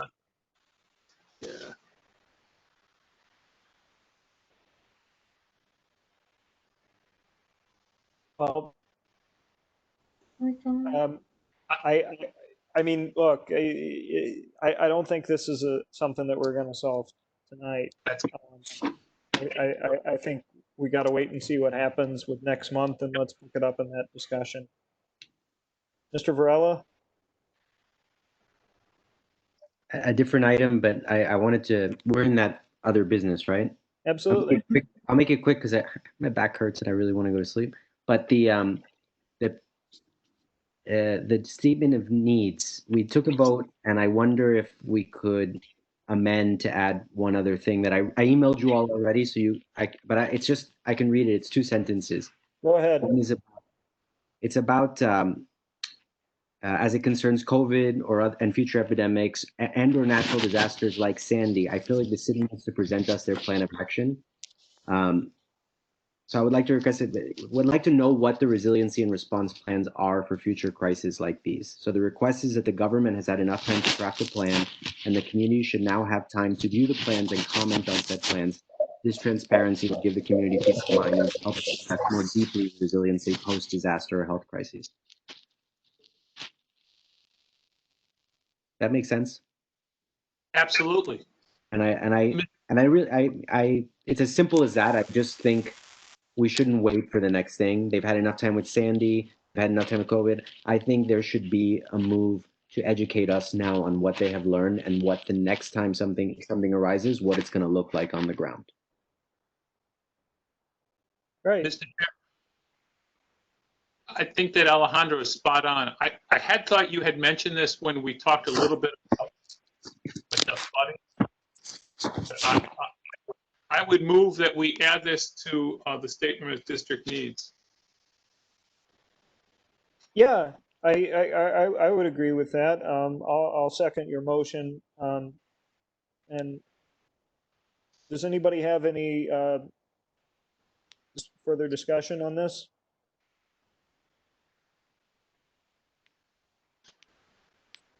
Hearing none.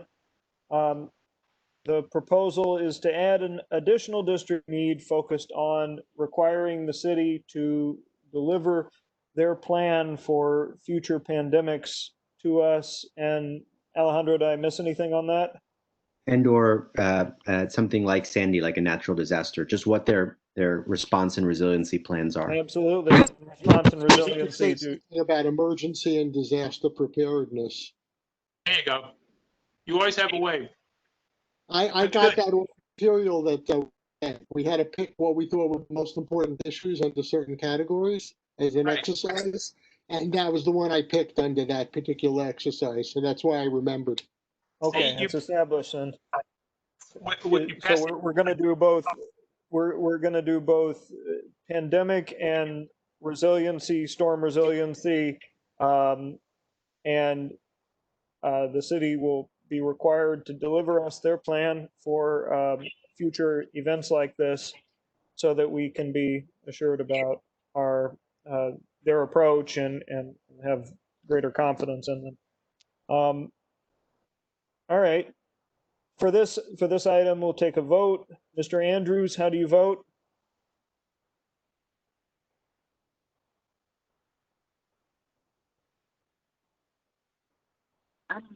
It's a go. Okay. Mr. Andrews is in favor. Mr. Newmark? In favor. Mr. Harrison?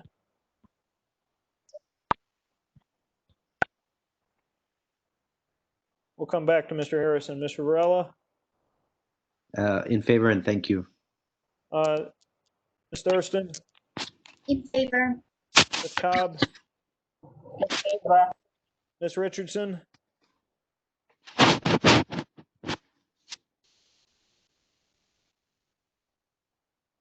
I think we She said lost. yes over message. She said yes over message. Yeah, Oh, she okay. raised her hand in a text. Okay. Mr. Harrison? Yes, I'm sorry, I was muted. Yes. Okay, and Mr. Smith also yes. Okay, great. So we're unanimous on that one. Do we have any other business this time?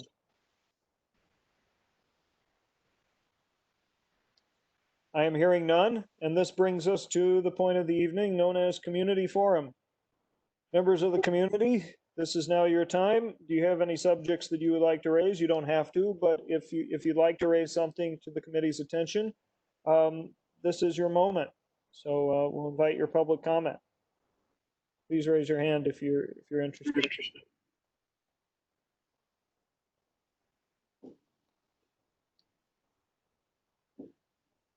Yes, you can introduce yourself, Mr. Smith. Hi, can you hear me now? Yours.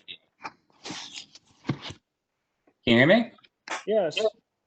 Hi, I sent an email to the community board email earlier today, but I am a journalist student at CUNY, and I was been tasked with covering Fort Greene and a lot of the surrounding area of the district.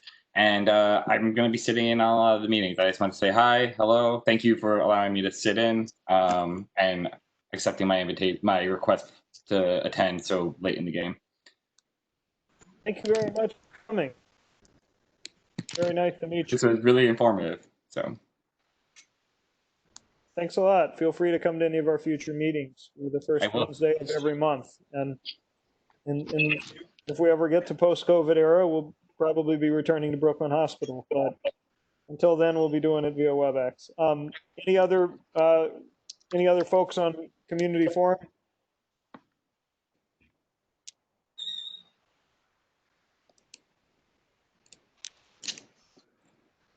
Okay, not seeing anybody. So at this time, I'll take a motion to adjourn. So moved. Okay, well, you may have said it, John, but I saw Barry's hand first. He gets the motion and Acosta gets the second. So everybody in favor? Aye. Aye. I'm in favor. Anyone Great. opposed? Nope. No one opposed. Okay, we're adjourned. Thank you all very much. Thank you.